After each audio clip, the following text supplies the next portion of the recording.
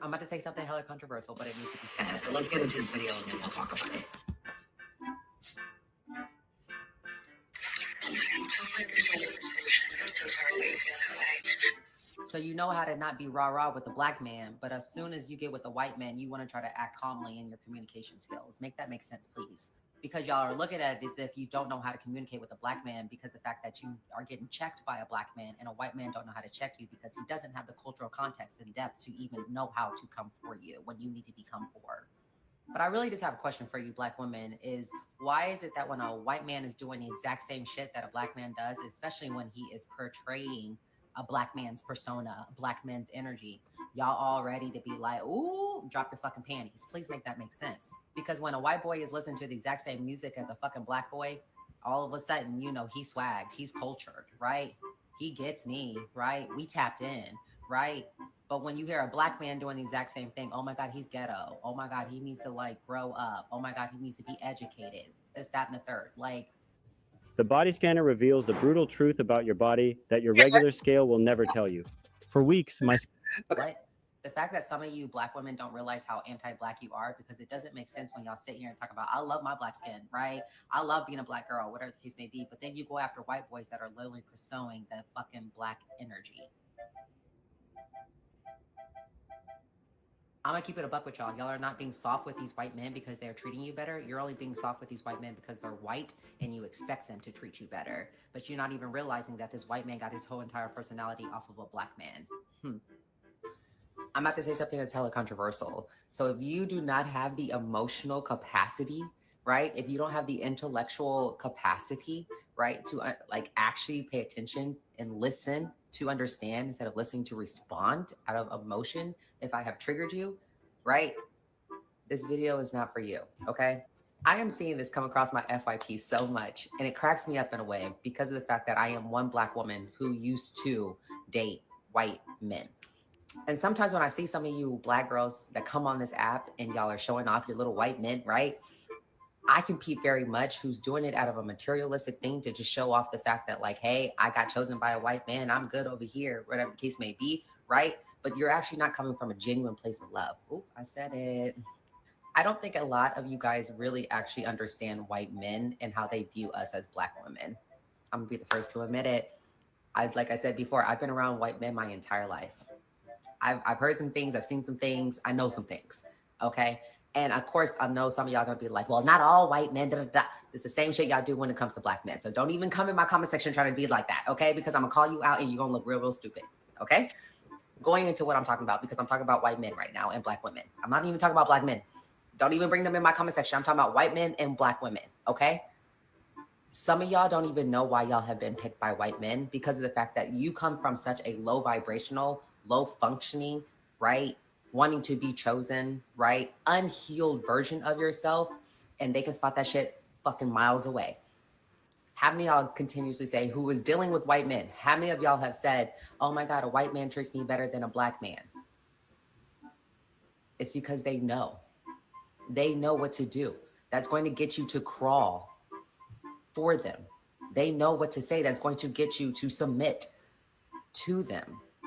I'm so glad that this black man brought this to my attention and gave me even a bigger perspective on how some of y'all really do move and think when it comes to y'all dealing with white men. Because unfortunately, we do have a lot of y'all in the black community, I'm talking to black women, who think that white men are better than black men because of how you're being treated.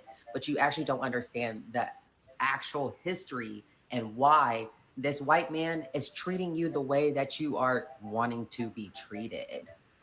The ones that come on this app and they talk about their experience, or they even are talking about them as they are dating a white person, a white man, and the things that they say that this white man is doing, you can just tell in the face that they act like he came to a gift from God, right? He just dropped down the sky and this white man is the best white man and whatever the case may be. And y'all don't realize the fact that it's all part of the fucking game that they play towards black women. White men know our history as black women. White men know what we truly desire and how we are when it comes to black men and them not giving us what we truly desire, right? Y'all come on this app constantly on a day-to-day basis and spew the negativity about black men so that white men, right, are peeping this shit, right? And they're like, oh, Well, all I got to do is just do this part. Oh my God, he opened the door for me. Oh my God, he took me to Barbados. Oh my God, he brought me a Rolex. Oh my God, he brought me a Range Rover, right? These white men know that a lot of y'all have not had this, right? So they use it to get to you. I don't know how many white men would try to give me materialistic things, and I'm looking at them like, what are you doing? And they're like, oh, I thought, you would really like this. I've been on a cruise. You don't need to give me a cruise. Like oh, you have? Why are you shocked that I've been on a fucking cruise? Where did you think I lived? In the cotton fields? Like, come on, let's keep it a buck. And I'm not saying this as an ungrateful thing, but I'm saying this as a way that a lot of y'all don't even peep the fact that they're giving this shit because they think that you've never even had it. They think that you are so low, right? That you've never even seen what a white person can do for you. Every single time I come on this app and I see a interracial couple, as far as a Black woman and a white man, the first thing I notice is always it's materialistic. The way that she's dressed, right? The type of background that she's in, right? The fucking video that she used that, I just came across a woman who was talking about my man gave me pasta and lobster, and she has a white man. Hello?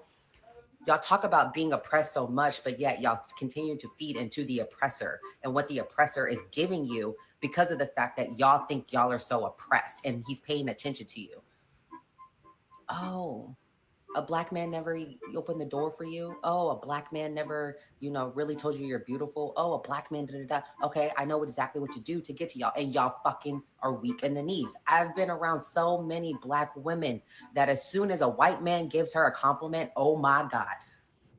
From the first spoonful of Magic Spoon cereal, you're hooked. A fruity flavor blast that's packed with... You would have thought the Nile River woke up. Like, it's insane. But as soon as a Black man was to give her a compliment, it's thank you with an attitude. Like, y'all haven't peeped this shit yet. And then maybe a lot of y'all don't want to because of the fact that y'all want to continue to think that they're the ones that are going to save y'all. I hate to break it to a lot of y'all, but these white men do not like y'all. Like, they don't really like y'all. They like the fact that they have somebody who looks at them as if they're all, you know what I'm saying? Because a lot of y'all do look at, especially if you're in a relationship with them, a lot of y'all do look at them as if they are the top of the top, right? And if we know our fucking history, they've always thought that they were the top of the top. So the fact that a white man has a Black woman who is actually making them feel and look as if they are the top of the top, how do you fucking think that that white man's going to treat you and continuously treat you to have you stay stuck with your oppressor? This is going to ruffle some feathers. I already know. But I'm going to talk about this a lot more because it needs to be talked about. Because I am one Black woman who has dealt with white men. And a lot of the shit that I can tell y'all, I hope a lot opens up your guys' fucking minds. Because it's not what y'all think it is. And the ones that come on this app in those type of relationships, I'm not saying that I know them, but I'm telling y'all, it's not what you think it is. It's really not. That's all I'm going to say right now. All right, y'all, I'm hella about to ruffle some feathers with this video, but let's get into it and we gonna talk about it, okay? Disclaimer, I don't give a damn about what anybody says. I'm saying what I say and I mean what I say, okay? Let's watch this video. As members of the Soft Black Wives Club, we just celebrate anything. And tonight, we celebrate the fact that we're both believers, we're both beautiful Black women in interracial marriage. We're both Soft Black wives, stress-free, put up and out the way. Ain't nobody coming to us as a woman about our husbands. Keisha wants us to find more friends for the club. I personally think it should be all interracial couples or age gap. I tell her, girl, a lot of women don't like the women that live a soft life. So they gotta be living a soft life too. So who wanna join our club? We can do like a group dates, all the best restaurants in Las Vegas. We can meet at the country club for golf, tennis, or pickleball. All right, let me ask y'all a question. So why is it that resistance shows up when he's Black, but submission shows up when he's white? Because if a white man tells you, I got it, you don't have to worry about it, y'all just sit back all giggly and be like, ooh, that's bae, right? But when a Black man says, I got it, you don't have to worry about it, y'all want to sit there and talk about, I don't need no man, I'm independent. So y'all are feminists until Brad the Bare Minimum shows up. Got it. There's oftentimes this unspoken power dynamic between Black men and Black women just based off the fact that how society has put us underneath this pressure cooker of racism, gender roles, and all this stuff. So we're always constantly kind of looking at each other for that control, that validation, that respect, or whatever the case may be. But when a Black man steps into leadership, y'all don't see protection, y'all see actual competition. Let's talk about it. Because I don't think a lot of you guys realize that nobody's trying to control you, sis. You just not used to someone else being in the front view of your own reflection. But all of a sudden, when you get with a white man, submission looks like softness and control looks like security. It's not always about what's being said, it's about who's saying it. Let's be all the way fucking for real. And be honest with yourself. Is it safety or is it supremacy in the soft voice that y'all getting it from? Soft life isn't something that's wrapped in European. Let me make that very fucking clear, right? You don't get femininity off of just being with a white boy. Let me make that very fucking clear, okay? Femininity isn't something that white men just unlock, okay? Y'all be handing this over to white people because you think the power dynamic between them is going to benefit you more than it is with a black man. Let's be all the way fucking for real, right? The real challenge is a lot of you black women don't know how to be soft with someone who reflects your struggles, but instead y'all try to go after someone who gives you the escape. So when y'all date a black man, you have that shared trauma, the same struggle or whatever the case may be, right? So it's not love that you're seeing, it's survival that you're seeing. And a lot of y'all start to battle with that control because you've never felt safe in your blackness. But a white man doesn't reflect your wounds. He reflects access. He reflects peace. He reflects safety, right? So y'all feel like y'all live in the soft life, not because he's better, but because of his whiteness is what y'all equate to safety. He's not softer, sis. I hate to break it to you. It's the fact that y'all don't expect him to hurt you the exact same way. So y'all associate whiteness with worthiness and blackness with battle.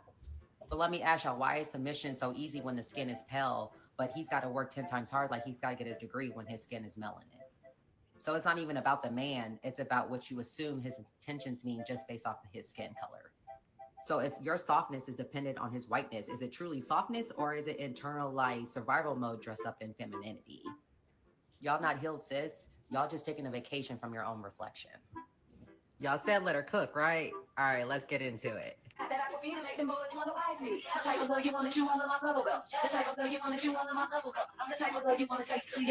Now I want to get into some of these comments. Friend, it's not getting split up, but that's okay. No, I swear. Y'all together just living separately. Now you sound like him. Girl, go get your... Oh, TikTok brings me back when they're back together. This is sweet. Go get your man. Yeah, he deserves a second chance. He already used it up. Huh. Oh, man, it's 2025. The past is the past.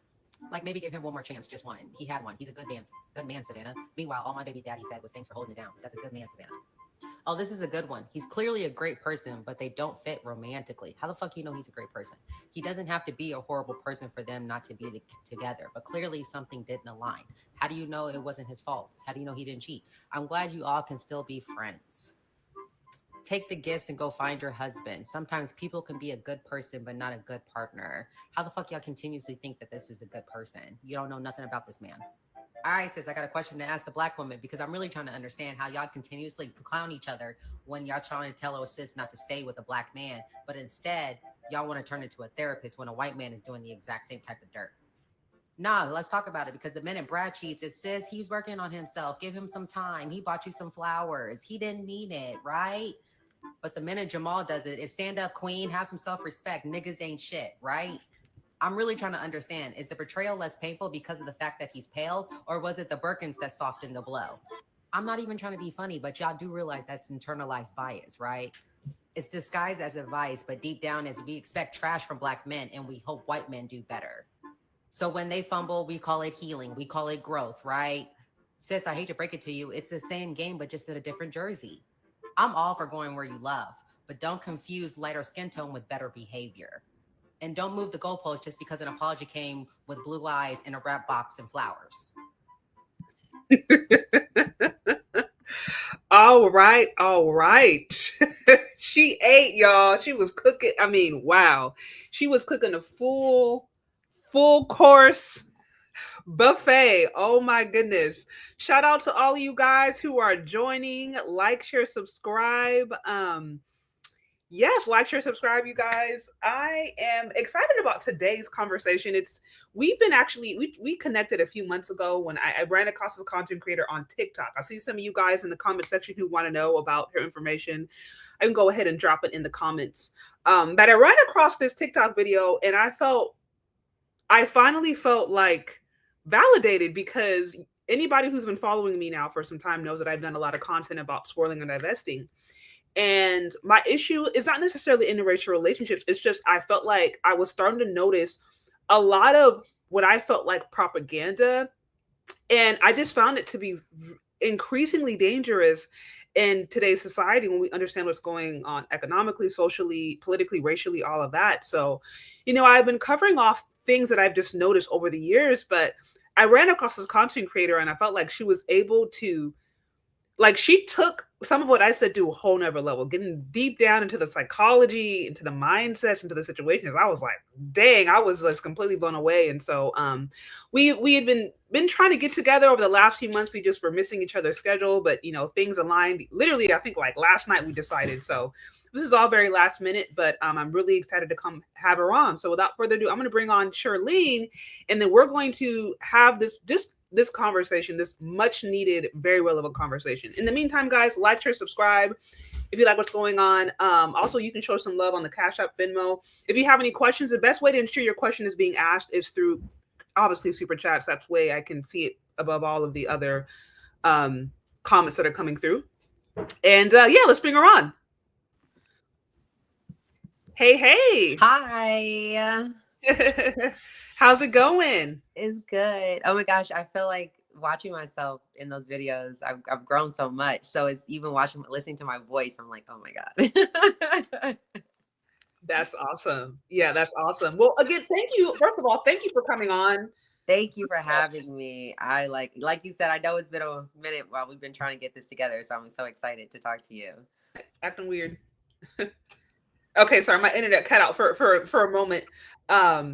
But yeah, like I said, not only did I want to thank you for coming on, also just out the gate wanted to thank you for having the courage to have this conversation, because I understand that I think some of the things that you mentioned are the things that people don't want to talk about, either because they're embarrassed, they're ashamed, they're afraid, or they're just too prideful to admit it.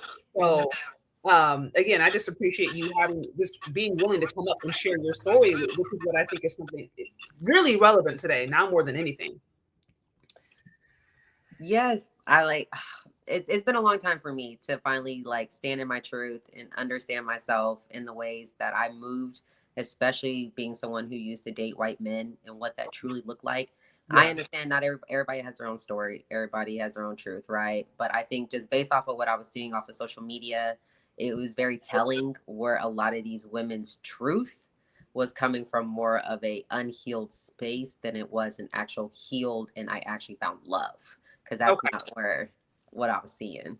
Right. Okay. Side note, how was the, you said typo, how was the audio for everybody? I heard some of you guys were having issues. Let me know down in the comment section how the audio, if you guys are hearing okay. I'm gonna make sure we're saying are people saying there's a little feedback on my side? Let's see. Okay, they're saying it's fine. We'll just keep on talking, and then yeah, if we run into other issues, I will let you know. Okay. Yeah. So I wanted to first ask you, if you wouldn't mind just giving just a little feedback into your background. Like, what was it that you said that you obviously dated a lot of white men? Like, what led you on that trajectory? What was your mindset when you were doing that? Just if you wouldn't mind giving us a little insight about that. Yeah. I think for me growing, I'm adopted. I was adopted at age 5 into a Black family. My parents are middle class. So, you know, I've always been fortunate. I think for me, besides the schools that they put me in that were private as well, I always had this issue with kind of figuring out where I belong between white community, Black community, Hispanic community. Like I've just always kind of had that issue. So I think even it really started in high school for me. I started dating a white guy when I went to prom with one. And that was like 18, senior year, going into the summer. And then once I got to college, I literally just said, you know what? Like, I'm gonna try it out. I'm gonna see what happened. And it had nothing really to do with Black men. It's just me wanting to just see. And for me, like, it was like they were cool. It wasn't like they were terrible, but it was just more so like I did find the difference dynamic wise as far as, you know, I think for me, the type of white men that I chose to entertain, right? Okay. So the type of white, like I've entertained a lot of different varieties, but overall, I would say when I said in my videos, the white men who cosplay Black men those were the ones I majority was surrounded by, talking to, entertaining, stuff like that. And so to me, I had to realize that Okay, interesting. I even had that internal bias, right? Because I was like, why am I dating a white man that's literally pursuing a black man? Like, what's the point? Huh. And so, like, I had to ask myself, and I think the biggest thing started with me not understanding who I was as a black woman. I didn't understand how to be the black woman that I am today, right? Because, like, oh, I wasn't black enough for the black community. I definitely wasn't black for the white community. So it was just I was just always in this push and pull, right? And so like I found myself liking those type of men based off the fact because I always felt like I was never being chosen by black men, even though I dated them. It was just every time I found myself liking one, they always liked the white girl. So it was like I was just always I was like, you know what? Like, let me just try something else. Maybe, you know, and like I'm not gonna sit here and say they don't like they don't they definitely fantasize about us. I will say that. You know what I'm saying? They definitely some of them fetish.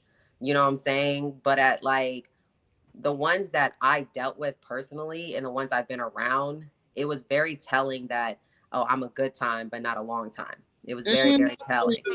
And once I realized that, right, I started moving accordingly. And this is before I was even in my own healing journey, right?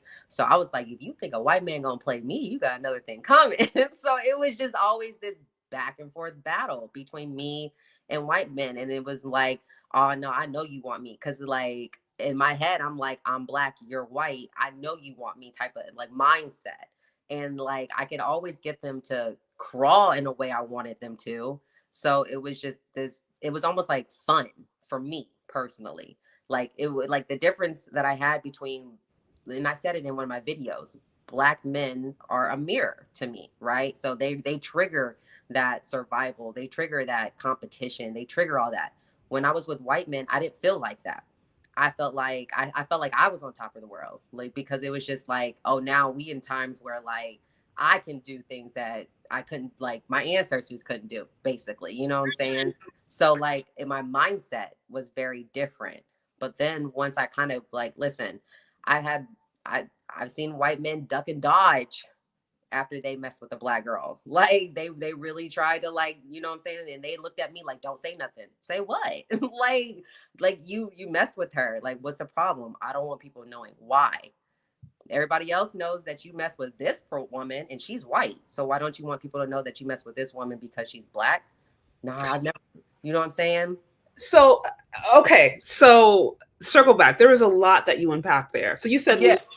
you said that, obviously you were adopted. So you said you think because you were adopted and would you say like, because perhaps you didn't know your biological parents, that kind of made you feel as if you never really fit in the black community or in the white community. Now, would you say you grew up in maybe a more well-to-do or affluent a black family? So yeah, so like so I lived in the hood, but my parents are middle class.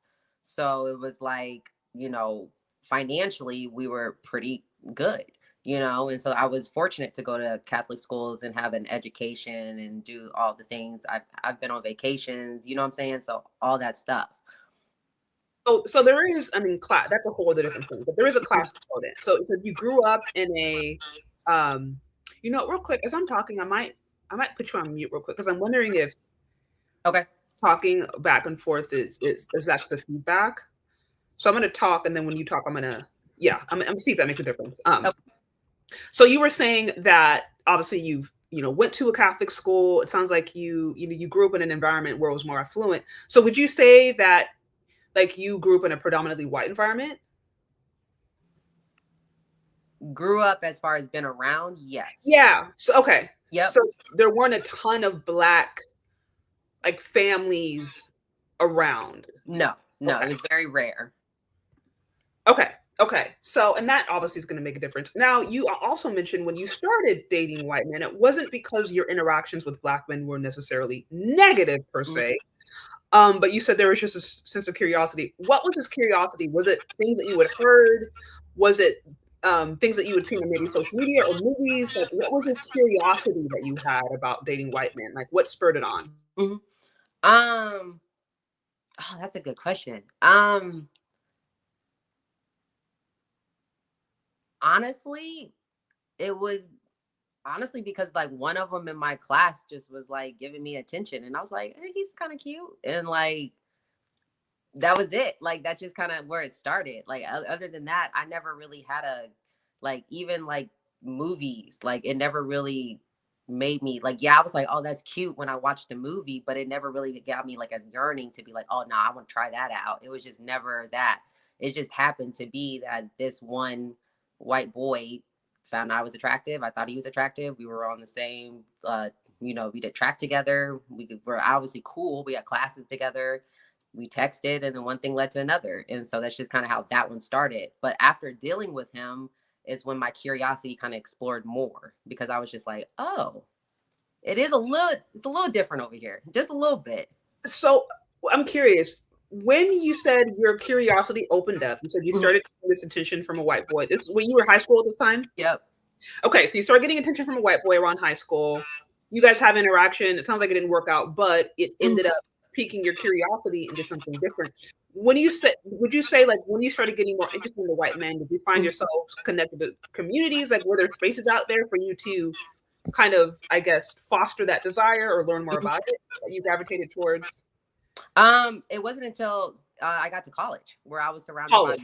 by more of them. All of And, it. yeah, like so it was just like it was just like the world was my oyster. Like you know what I'm saying? Like there was just so many of them that I was just like, well shoot, like okay. Like and then obviously I'm not like even today I'm not oblivious. Like I do think there are some handsome white men. Do I desire them? No, but I'm like some are attractive, yes. But like in college, obviously it was a different mindset, and when I was looking at them I was desiring them because I was like, I want to see what this is about. I want to see what you about. What's this going to lead to? What's that not? And so like it was just a lot of different things that came about once I got to college, for sure.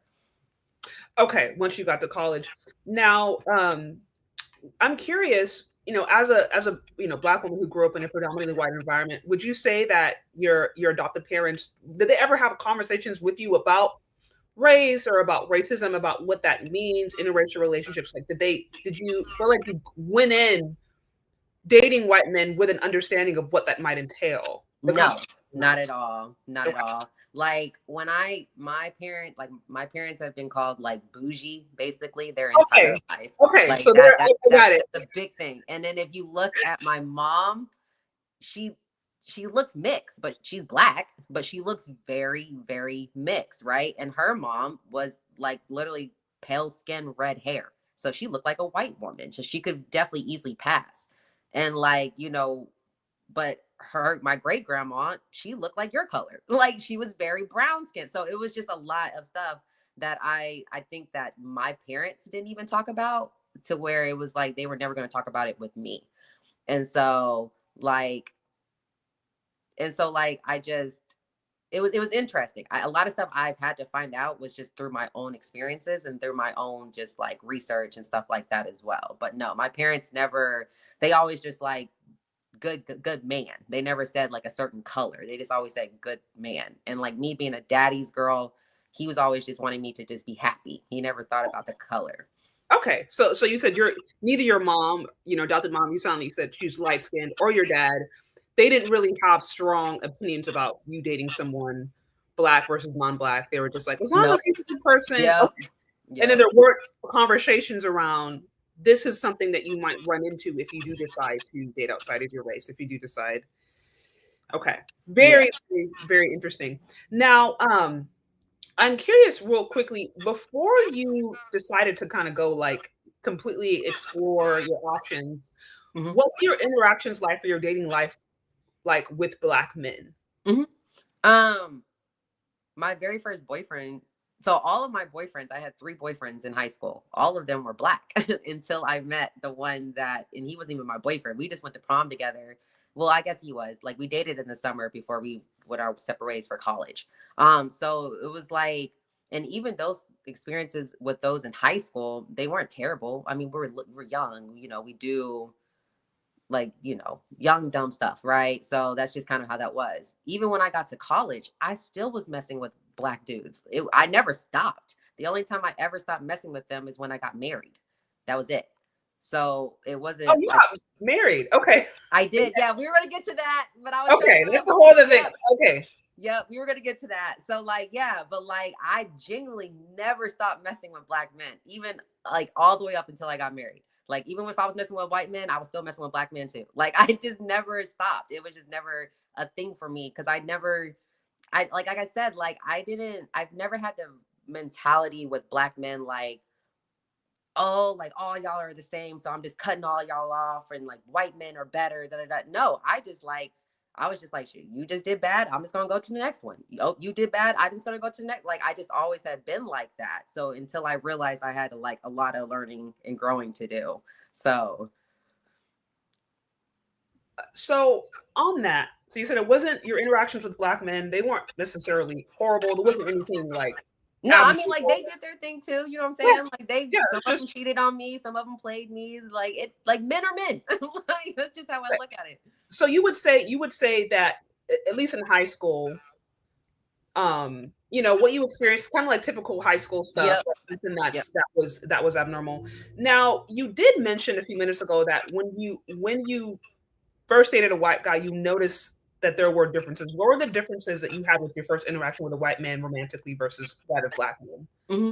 That sparked your interest? Yeah, I think for me, one of the things that I noticed about myself is I love reassurance. And I was getting that a lot from white men. Now, to me, I don't know if it was love bombing. It could have been. I didn't know that we didn't have that back then. So like, I wouldn't have noticed, but like, it was just very telling for me when I got that. Like for some reason, the white men that I dealt with compared to the Black men that I was dealing with as well, they were way more open, affectionate, like reassuring, like stuff like that. So it kind of always kept me kind of like, ooh, I like that. I like that. Like I like I said, when I like, they know what to do. Like they really do, because they peep it. They pay attention. And so they've probably been doing this way before I was even born. You know what I'm saying? So it's like, that's where I started realizing that like they always know what to say. This like, there's just something in them that they always know what to say. And unfortunately, a lot of us, if you don't, especially Black women, if we haven't learned how to heal what we need to heal, right? When white men or even Black men, it doesn't matter, but when they say certain things to you and you're so caught up on what they're saying, you're kind of missing that, like they're kind of pulling at you because they can't. They're pulling at that trigger, that trauma response, that thing, because they can't, right? If you have anxious attachment, they know what to say. If you have codependency, they know what to do. Like, it's just always one of those type of things that I've just noticed. Okay, so you were saying your interaction with white men, I guess in high school versus that with Black men, you felt like the white man was more, would you say, emotionally available or more openly affectionate? Yes, yep. Okay, very interesting. You know, and that, I mean, that's a whole separate conversation about perceptions of Black masculinity, what's even considered desirable. You know, what it means to be Black man versus a white man. I can just say, as a quick side note, even within the corporate realm, there's more room for white men to express the gamut of their emotions compared to Black men. Like I've seen I mean, I remember back when I was working, I had a white boss. He would cuss, you know, yell at the top of his lungs. He'd be turning red. Like he was very, very hyper emotional. And I remember there was a Black man there who was also a manager. Calm, cool, and collected, no matter what happened. Calm, cool, and collected. And I just noticed that, like, as a Black man in corporate, especially if you start to get in any position of leadership or role, your expectations that you have to maintain a certain level of, honestly, being non-threatening. And there's this expectation of I think there's an expectation of how a Black man will show up emotionally, even in corporate, versus a white man. And I definitely think that that can translate into different aspects of societies where, like, white anger, I just think just the emotions of white men in general, there's more empathy, there's more space for it. Whereas with, I think with Black men, it's not, I don't think it's to the same level, you know? So that's a whole other side note. That's a whole other side note. Okay, so anyways, real quick, I do want to acknowledge real quick, shout out to you, the 18th letter with the 9.99. I appreciate you very much. Also want to give a special shout out, Maurice Salter again on the Cash App. You're always such a good supporter. I appreciate you. And Russell Richardson as well, both just consistent supporters. Thank you for hanging out. If you guys like what's going on here, like, share, subscribe. If you have questions, the best way to ensure your question is asked is to send it through a super chat or a Cash App, as there are a lot of comments coming through. So, okay, so we got to the, we kind of circled through your high school experience, how you started, dating Black men, and then what kind of got you introduced into white men, and how really you said when you went to college and you were again at a predominantly white college, that's when you really got a chance to, like, I guess, explore, have your interactions. So my question is, what was your experience like in college? Like what were some of the main things that you started to learn after having had more and more romantic experiences with white men? They ain't shit. No, I'm just kidding. I'm just kidding. No, Oh, for real. Like, I'm just kidding. You're like Freudian slip, but okay. No, for real. No. Honestly, it really just made me realize that, like, at the end of the day, men are going to be men regardless, right? But for me personally, I had to realize that a lot of this, it was very easy to tell that I could be easily manipulated. I can say that. It was very easy to tell. It was very easy to tell that I had very low self-esteem, very low self-worth. Okay. Right. It was very easy to tell I was codependent. Right. I definitely responded out of trauma. I definitely responded out of every single trigger. Right. When one of them ghosted me, I'm at their door. Like, what you doing? Like, that was me. So it was like, there was a lot of stuff. But for some reason, everybody says, like, oh, everybody loves the chaos and toxicity. For a lot of reasons, like, and this is where I went back to where I said that sometimes I felt like I was on top of the world when I was dating them, because of they already had perceived in their mind what they think Black women are. Oh, they're loud, they're this, they're that. Don't make them mad. Don't, they crazy. They're all these different things. So it was like a lot of times I was even acting off of what they already perceived. So it almost like worked in my favor in a way, which is out of my ego, but it worked in my favor in a way because it was like, oh, you gonna do what I'm telling you I want you to do. It was just one of those type of things, one of those type of like dynamics for me personally, messing with them, right? I will say, I'll give y'all a quick little story. So the very first, I got there, it wasn't even 2 days, and I was already like approached by one white boy who was on the football team. Handsome dude, right? He was definitely like, tattoos, the hair, Tarzan looking, big build, whatever case may be. And at the time I was attracted to that. And so, we I think there was some feedback. Sorry. Keep going. No. Oh, okay. So like, he got my number. We started hanging out, this, that, and the third. Out of nowhere, it wasn't like a week later, like he just blew me off. Next thing I know, he was in a whole new relationship with a dancer, with a white girl, dancer. Blew me off. And so I was like, I passed him in the hall, didn't say nothing. Like just pretend I never existed. And so that was my first initial reaction with them now in college. Okay. Where I was just like, oh, like y'all do little things that I'm not used to yet. Like, what is it? So then go fast forward, I started messing with another white boy, right? Next thing I know, I'm going down to his dorm all the time. We're hanging out, in college. What happens. So all that stuff. Next thing I know, my name and face is plastered on the second floor, and it's with a crab. And I was like, and so some girl had to come tell me, like, why is your name everywhere on? I was like, what's going on? She was like, yeah.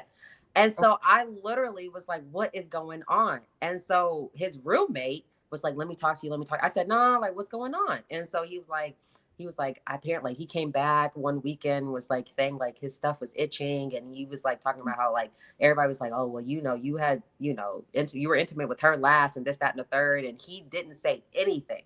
He let everybody, and the crazy thing, it wasn't even him who put the pictures up. It was another white boy on the same floor who did the pictures. Oh. Exactly. So it was like, so when I found out, right, at that time, I'm embarrassed.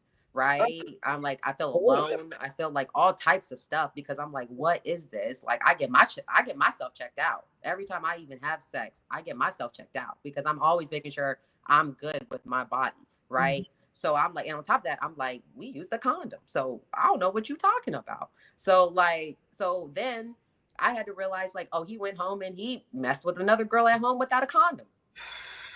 And so he had to tell the whole floor, like, it wasn't her who gave me this, like, this, that, and the third. Like, it was a bunch of stuff. And so I was just like, and like that right there was that moment when I realized that, like a lot of them, like, they will love to be with you behind closed doors. But when it comes to the, like, forefront and something's happening, they don't got your back the way that you deserve to have, like, you know what I'm saying? And it was like, I've been intimate with that man, like, for 6 months.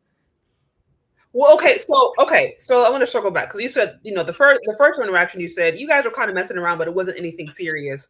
But you said after you guys are messing around, he quickly hops into a relationship, acts like he doesn't know you, just completely like blows you off. Yeah, that was a different guy. So that was the first one. Yeah, right? That was the very first guy. Yeah, we never were intimate or nothing like that. We just hung out. Like, we hung out, got to know each other, this, that, and the third. It was like a week and a half. Next thing I know. Yeah. You guys were in the talking phase, and then he quit for the white girl, and then just acts like he didn't know you at all. You all. Okay. And the second, you know, the second guy, you guys were together. Now, it sounds like you guys weren't ever dating. It was just more of like a mutual friend with it, kind of hookup situation. Yeah, like, we knew what we was doing. Like we was like, it was like we were, like, I thought we were only, like, messing with each other just to find out. But I mean, in his mind, he was like, he even told me, he was like, I cheated on you. So in my mind, I was like, oh, so if you cheat on me, that means we've been in a relationship. So that's where I was like, interesting. Okay. Because I'm like, but if it's never, and I guess each is on to me, like, I mean, if you don't know, to me, it was like, if you don't know. No, that's what I'm saying. Because I thought we were just like, how do you say, like, exclusively just messing with each other, right? Like, that's what I thought. Like, I didn't think, like, oh, this is my boyfriend. This is, like, we're, like, serious together. I just thought, like, oh, we're just two people who are exclusively just messing with each other. And when he came back and after all that stuff happened, right, when we sat down and talked, he was like, I cheated on you. I said to him, we would have to be together for you to have cheated on me. Like, we never said, like, hey, you're my boyfriend. Hey, you're my girlfriend. He was like, I know, but I always felt like we were together. And I'm like, so if you thought that, why didn't you say that? Like, there's a, you know what I'm saying? Right. Now, so you would say that, so you said that whole situation happened a few months later where it was one of his friends who went and spread that whole rumor about you. And you said in that moment, he didn't defend you. Is that what happened? And that's when you had an aha moment of just like, wow, like it seems like I'm getting different treatment here than what I would expect and what I felt was. You would say that was the first time you recognized that there was something different about dating white men. Then okay. Now, did you say was there ever a time where he went and confirmed that it was somebody else, or he He, like, we had the whole conversation. Like, he even showed me the text messages. Like, it was a whole thing. It was a whole thing. And he even told everybody on his floor, like, it wasn't her, like, it was another girl, this, that, and the third, like, a bunch of stuff. So he did. He said he at some point went back and kind of but at that moment, he just, like, let it go. At that moment, it was like, you let me just sit there by myself in that moment. Like, you didn't defend me in that moment. Not saying that you had to, but at the same time, this isn't just about me. This is about you, like, too. So like, in that moment, I was like, wow, okay. Like, he literally just sat in his room as everybody else is just, like, laughing at me, and these pictures are plastered, and he didn't even take down the pictures, like, nothing. Wow. Like, it was a lot of stuff that I learned at that very moment. Wow, that's pretty. College is college. That's I'm sorry to hear that, but again, but it definitely taught me something for sure. So that was an aha. That was definitely an aha moment. Real quick, I'm gonna go. You guys get those likes up. I see 190 on my YouTube, and I only see 111. So 111 likes. So y'all get those likes up. Like, share, subscribe.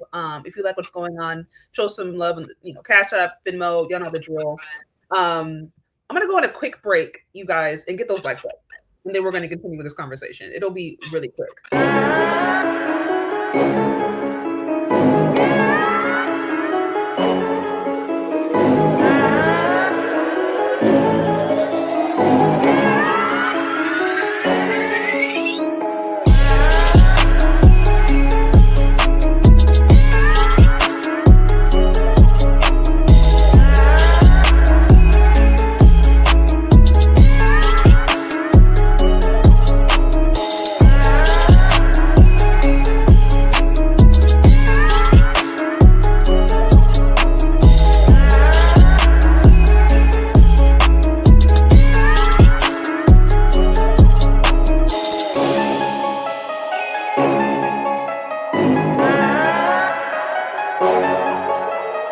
What did you say?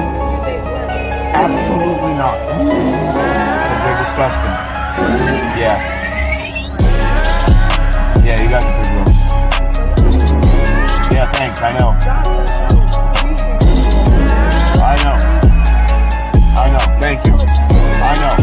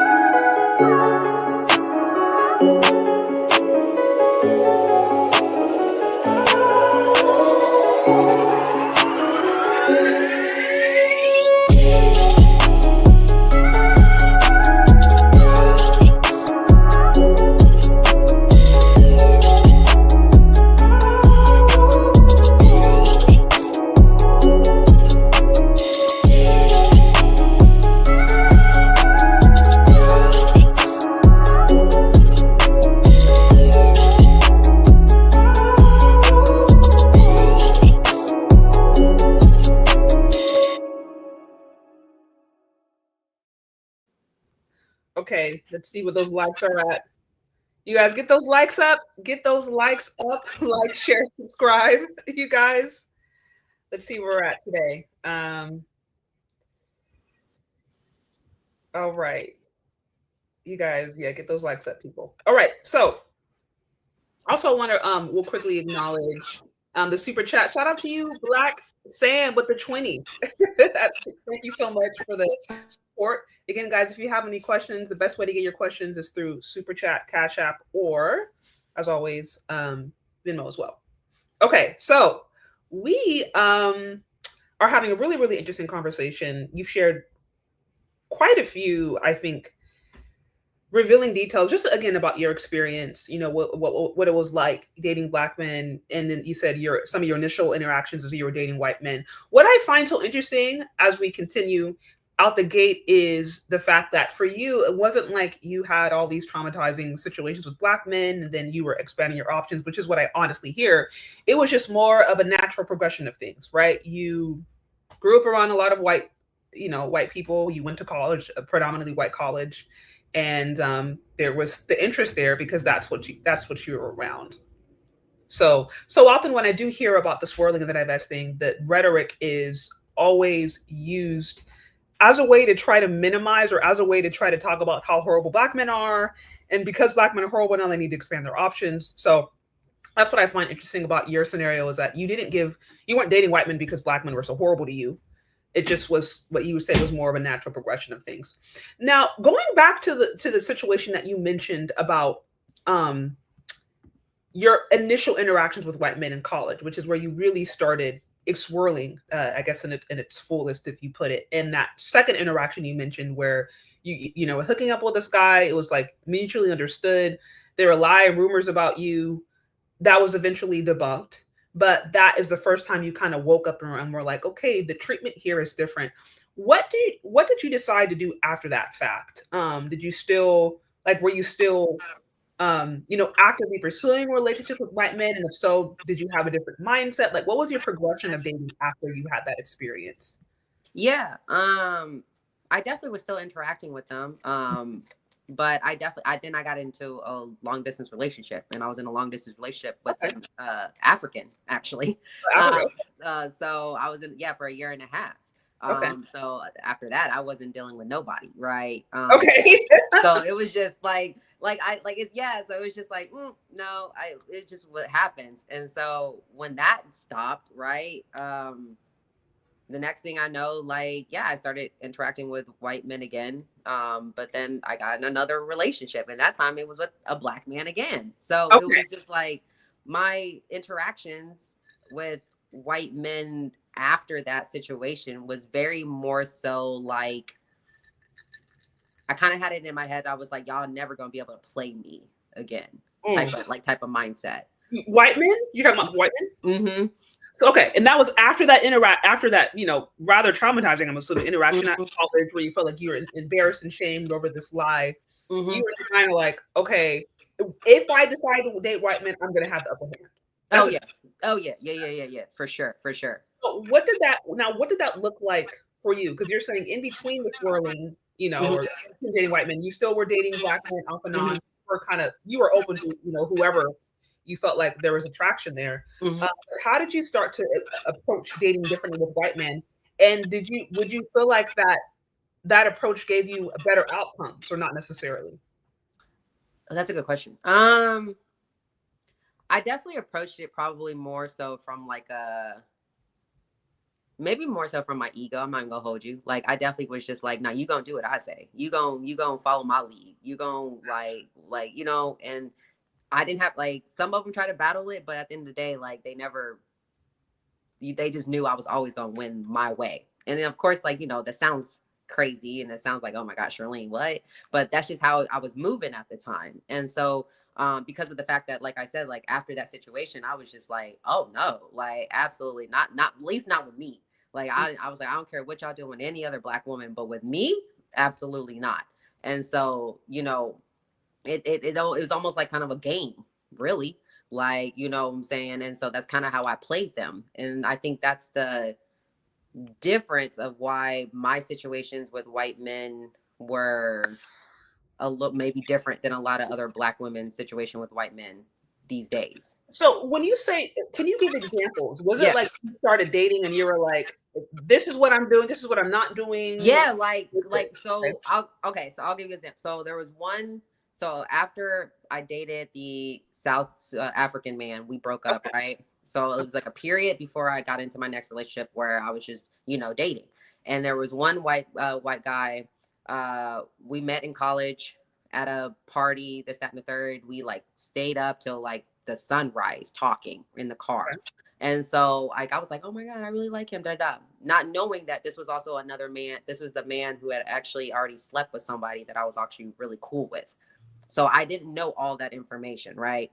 And so after like we talked about it, we were kind of do our thing, whatever the case may be. Next thing I know, he went back and slept with her again. So what I did is I slept with his best friend. So it was just like, with the guy's best friend that you were in the car with. Because you were mad at him. Were you mad that you played you? Yeah, because like again, I was like, you're not going to get the upper hand. You're not going to make me feel like I feel some type of way because you did something that I don't like. Like I'm going to retaliate. And I retaliated in a way where it was like, I slept with his best friend. And so like doing that, right, that he was like, you know, oh my God, how could you? What the fuck? Like all that stuff, right? And in my head, my ego was so struck because I was like, yeah, exactly. Because you thought you was going to play me. You can't play me. Because again, from my experience I already had, I was like, I'm never going to let them think that they're going to play me, like at all.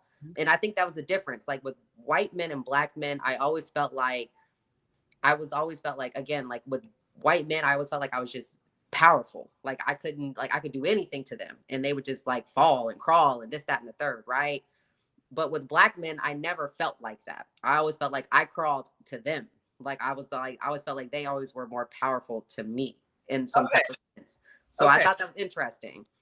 And very interesting. Okay, real quick, you guys in the comment section, please be respectful to the guest. Okay. What they say? Obviously, these comments, you know, some people are just obviously there's a lot of there's a lot of ire around the whole interracial relationship because there's just been so much propaganda around it, you know. So guys, I understand there, you know, you may not be in agreement with everything, but just please be respectful. I mean, at the end, I don't expect everybody to agree with what I did. Yes. I don't expect everybody to like me because of what I did. At the end of the day, this is my truth. This is my story, right? And it's like, obviously, a lot of the ways I moved were out of like who I wasn't genuinely. It was just out of trauma. It was just out of like just like this just it is what it is, right? And so it's like I think that's the problem with a lot of people when people share their truth and they really stand in it, and it's just like it's not gonna look pretty, it's not gonna be wrapped up in a bow. I understand I gotta take accountability. I understand you know what I'm saying, I fucked up some places, I did some stupid stuff, like I got blood on my own hands, but at the end of the day it's like I learned from that stuff and I grew from that stuff.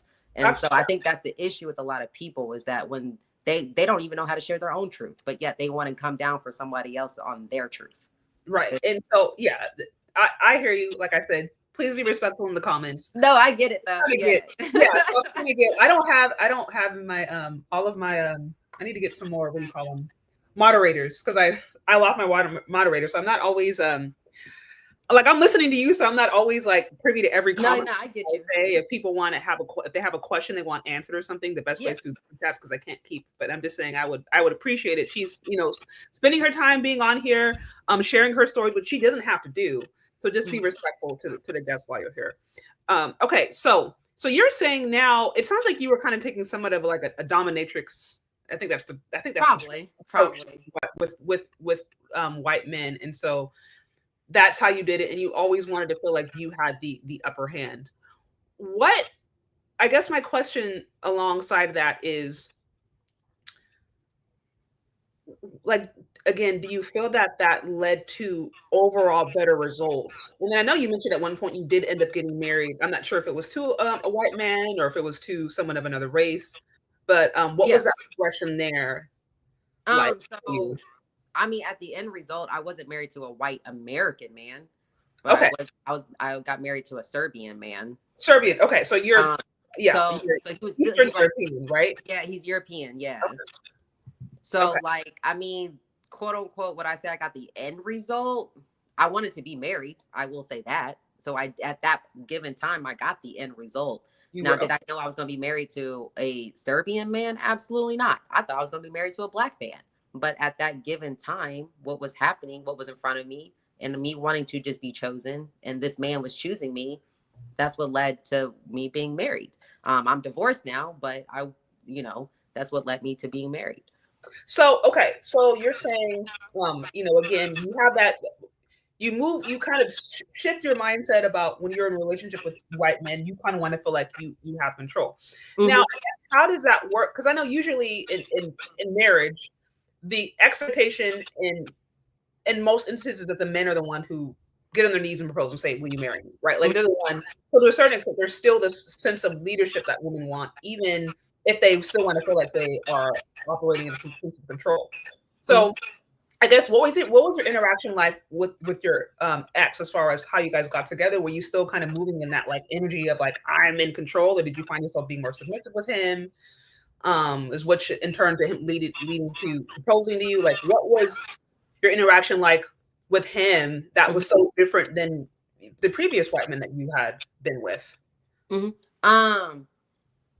I wouldn't say I was not submissive, but at the same time, I wouldn't say I was like overly trying to like dominate him or anything like that. I think with my ex-husband, we just kind of met each other at the right time and everything just kind of went that way. He was about to leave the country. I was already thinking about leaving the country at this point because I was just tired of being here at myself. But he didn't want me to leave. I got all my family here, this, that, and the third. I didn't want to lose him. So we both were just like looking at each other like, well, we could do. And he was like, no. And I was like, no. I was like, no. And then we kind of just kept talking about it.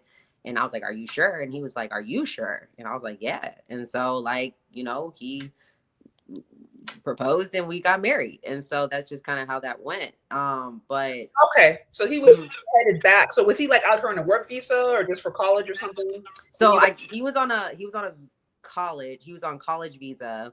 I was in my I just was out of my third year of school. Okay. And I got to a point where I was just kind of like really, really over everything. And so I really wanted to escape. And so at that time, there was like, oh, we both can escape. But then it was just like, I'm just thinking out of emotion and he didn't want me to do that and stuff like that. But also I still had that codependency attachment to where it was like, no, like you're my everything. I can't lose you. And so like that kind of is where we had that conversation where it was just like, oh, do you want to? And I was just like, shoot, why not? And so, okay. So it was more, would you say, you guys he's in college or just college, you're freshly out of college. So it was kind of more of like a spur of a moment. Hey, let's just do it. Like, it wasn't like a thought out, like, it was thought out. It wasn't maybe thought out like years type of thought out, but it was definitely thought out as far as like, like we definitely like took a couple months to talk about it. Talk about it. Okay. Yeah. So like we definitely took a couple months before we really was like, all right, like I think like we really want to do this. And then at that point, like we were already together for like 6 months. So it was like in my head, I never thought like, oh, you need to be with someone for a year to like get to like, cause like my parents have been together since she was 14 years old. Like they've been together for over 40 years. So like that's all she knows. So like in my head, like I've always just kind of had to like, it don't like if you're meant to be with someone, you're just meant to be with someone regardless of time. And so like that's just like kind of how I was like thinking about it, right? And so like at the same time, I realized a lot of it, like I said, was out of attachment. It wasn't really out of like, oh, this is my person, I love you, we're supposed to be together type of thing.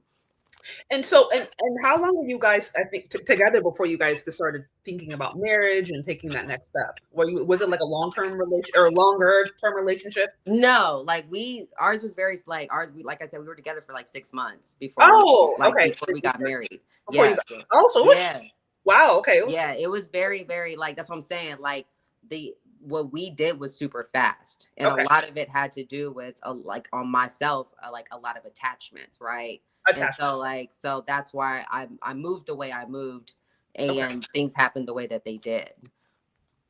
Interesting. Okay. All right. So you have these interactions with college. You're dating all races of men at this. At point. White men said you did some long distance with Africans. You were still dating black. So you had different interactions. Now with this particular gentleman who ended up being your now ex-husband, you said you'd been out of college for about 2-3 years. You said. I was in my junior year of college. So I did 3 years of college, and then I met him, and he was graduating from college. So he was a security. Long story short, he was a security guard at a nightclub. I went out with some girlfriends for their birthday. I saw him. He said, "What's up?" I said, "What's up?" And rest is history. Okay. And you said you guys dated. It's really good. Right? Oh, okay. Yeah. So you said, you dated for about 6 months, and then after college, he was going to go back home to Eastern Europe, and you wanted to get out of the country. You wanted something different. You said you retired. What was it? What was it about, I guess, home that you were trying to get away from or escape that you stayed? That's a good question. I honestly was myself. I think it was just I was trying, and I knew that doing that wasn't going to fix anything, right? And so like I said again, like not only that, but also I had this fear of also abandonment. I had this fear, like I said again, my biggest issue was always codependency. I had this huge attachment. And so like to me, when I was like, oh my God, this man's about to leave, and like, what am I like, I'm gonna lose him, this, that, and the third, I can't do that, and he felt the same way. We kind of just did this like, oh, let's just get married, and then we don't have to worry about losing each other type of thing. And that's just kind of how things progressed that way. All right. Real quick, you guys, I see 167 likes, and I see 236 on YouTube, 543 on X. So we can do better with the likes, folks. So let's get these likes up.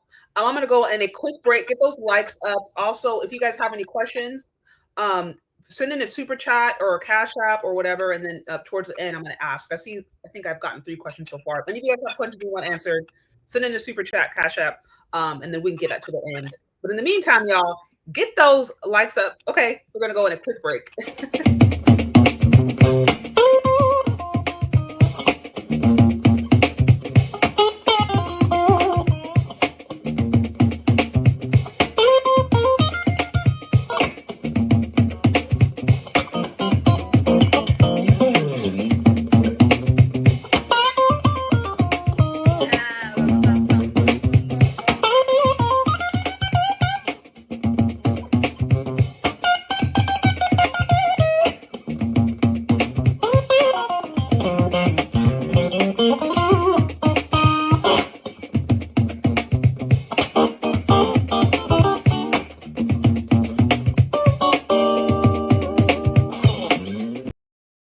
Okay. All right. Let's see where we're at.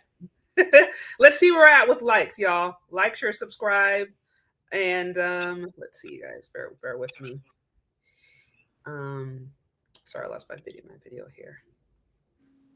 Okay, guys. We're at 178. So we're going another quick break. Get those likes up, okay? Get those likes up, and then we will continue with the very very interesting conversation. Let's do this.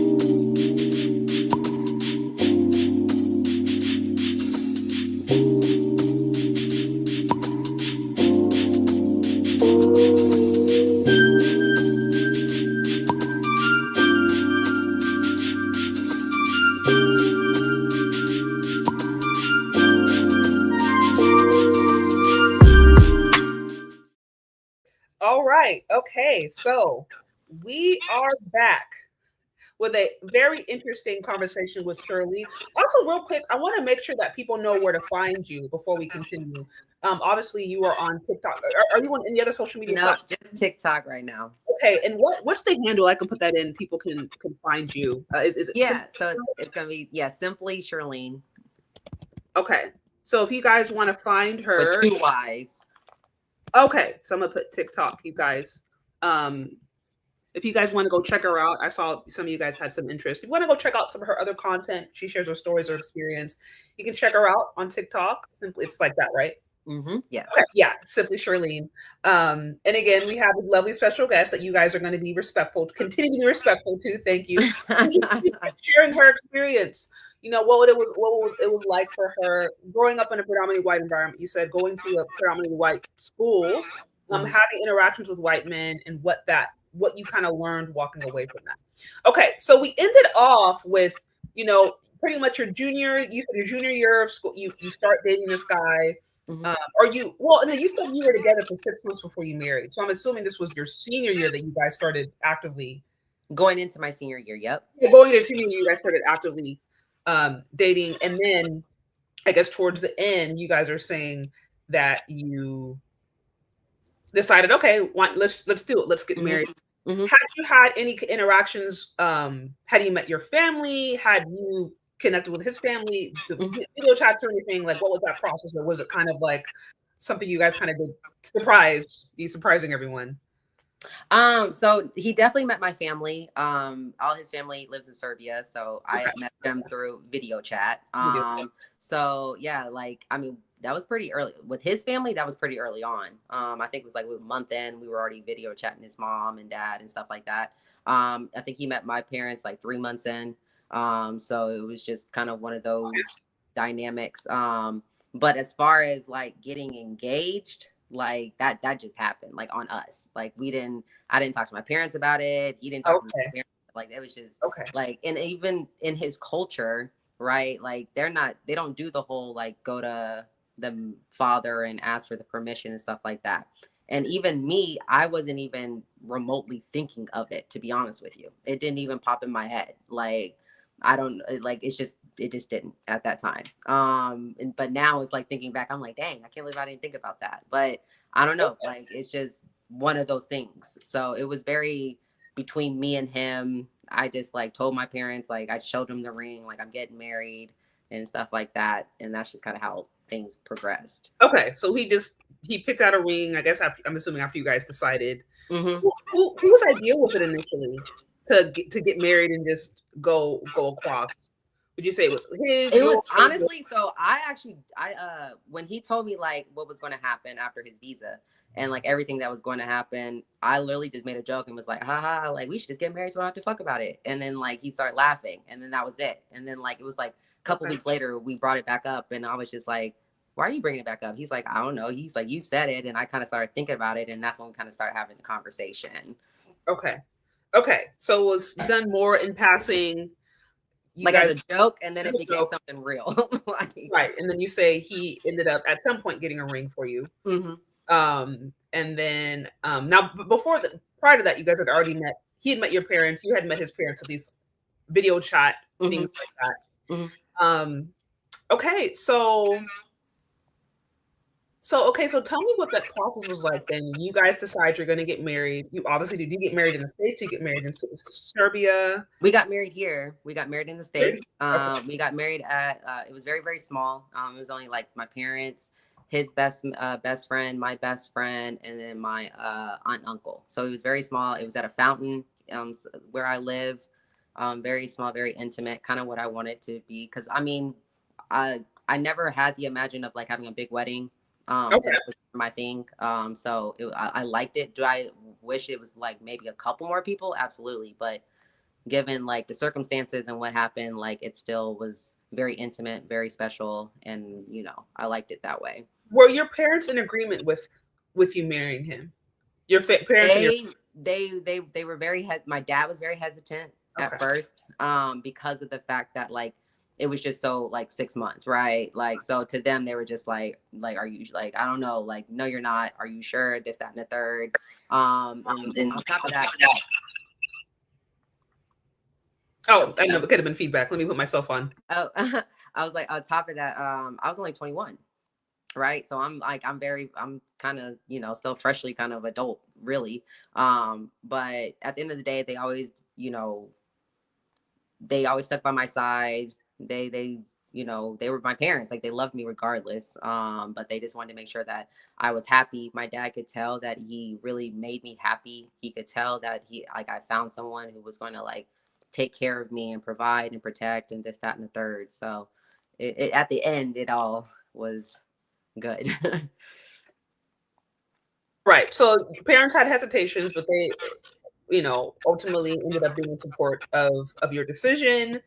You know, again, it was a 6-month thing, but you guys decided to do it. You got married, and then it sounds like at some point you guys ended up moving abroad, correct? No. Oh, you said okay. No, yeah. So we ended up what we were going to end up doing is going to China. That was the whole thing. Oh. Yeah. So we were going to move to China. And so after, you know, everything that happened, and we were like looking at plane tickets, looking at places, like everything, right? I got a good job opportunity here. And I was just like, I don't want to leave. At that point, I was just like, I don't want to leave. And so we were just kind of battling. But at that point, we were already married. Like we already did everything. So we ended up staying here. And then the next thing I know, like, you know, 5 years go by, we have a child, and like life was lifing. So, okay. So was there ever a sense or feeling that he was marrying you for a green card? That did come to mind. Yeah, that definitely came to mind. It didn't come to my mind at the very initial beginning, but towards maybe like a year and a half in, I started thinking that way for sure. And you said what? And what about your interaction with him a year and a half and caused you to question whether or not that was just something he did out of convenience versus real love? Probably because of like the financial part that we were going through. I found myself being more of the provider, I guess you can say. And so it kind of had me start to think that like, you know, did you do all this so that you could just stay? Because now that you're married to me, you can stay, right? And so there was just all these different mixed feelings that I was going through. So it definitely for sure popped in my head, for sure. And I questioned him a lot. Okay. So, so after you're saying, you know, a year and a half in, and you're early on in your marriage, there's financial challenges. It sounds like you end up being the breadwinner at some point because you have a job. Did he have a harder time securing a job because of his status? I mean, I assumed after you marry an American, you're naturalized pretty early on. No, yeah. So he did. But also because of the fact that he didn't have a work visa. So he had a college visa, like a student visa, right? So until he was able to get a work visa, was he able to really work in like any other place in the United States, right? So a lot of the jobs that he did take were basically probably illegal. I'm not gonna hold you. Or like under the table, like, you know, and it's like it is what it is. But at the same time, like I said, like I definitely started questioning. But he got his green card like a year and a half, 2 years in, I would say about 2 years in. Okay. Yeah. So I was trying to think of like when we had the interview, it was like about 2 years in. And so that's when he was able, and then once he got his green card, he provided. Like it was never an issue. He provided after that. And so it was, but yeah, it was definitely kind of up in the air for a little bit. Yeah, for the first 2 years, there was that question of like, because you had to financially, you kind of had to bear the load financially because of what he was not able to do. Mm-hmm. Status. Yeah. Mm-hmm. Okay. That makes sense. So you mentioned you guys wanted to go to China. He's from Siberia, Serbia. or Yeah. he's from Serbia. Sorry, Serbia. You're, Black American. So where did China fit in? Yeah. So originally he went. So he was a professional baller in Serbia. So Okay. he was going to go to Serbia, China, to become a coach. Okay. And so like a lot of Serbians, I guess they go to China for coaching athletes and all this stuff like that. So he had, I guess, a Serbian friend who was already in China who said that he would take him onto his team as a coach. And so that was going to be what he did there. Me, I was in the event industry. So I was looking at more so like what's in China that I could do in the event industry, or even just teaching like English or something like that. So there was like a bunch of different things that we both were trying to see like what would fit for us, even though he kind of had already a secure spot more than me. But I was just more so like, I've always been like an open bird, open mind. So I would have gone regardless, a bit like, I'll find something. Like it wouldn't have mattered to me. So that was just kind of why China at that point. And there was no at that point when you were considering that, there was no fear of like, how's the racism in China? Like, how would I be perceived as a Black woman? We're an interracial, like that. No, like that. No, like I will say honestly, for me, sometimes I can be very. At that point, I could have been very naive. I could have been very oblivious. I could have, not really been like woke, self-aware enough, to really understand. So to me, I never even like those type of things never really crossed my Never mind. really came. Okay. Mm-hmm. You a moderator if you want, and you can help moderating me. That would be great, because I can't keep track of all of the while I'm talking to her. So feel free to do that if you want. That could be super helpful. I think I gave you a rent. So if you want to go and manage, feel free to do so. Also, any members, you guys should be able to moderate too. You guys, there are a few questions I have. You guys, I'm compiling. If you guys have any specific questions for her, send in a super chat or Cash App or Venmo, and then I'll answer in a little bit. But there's a few more things we're getting through, and then I will be sure to answer your guys' questions. So, okay, so you are saying, you have this whole experience. You decide you were initially going to China, but you decide to stay because you get a good job. Mm-hmm.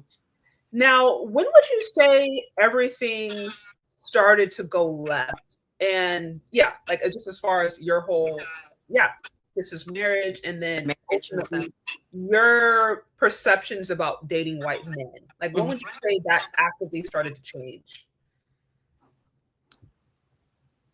I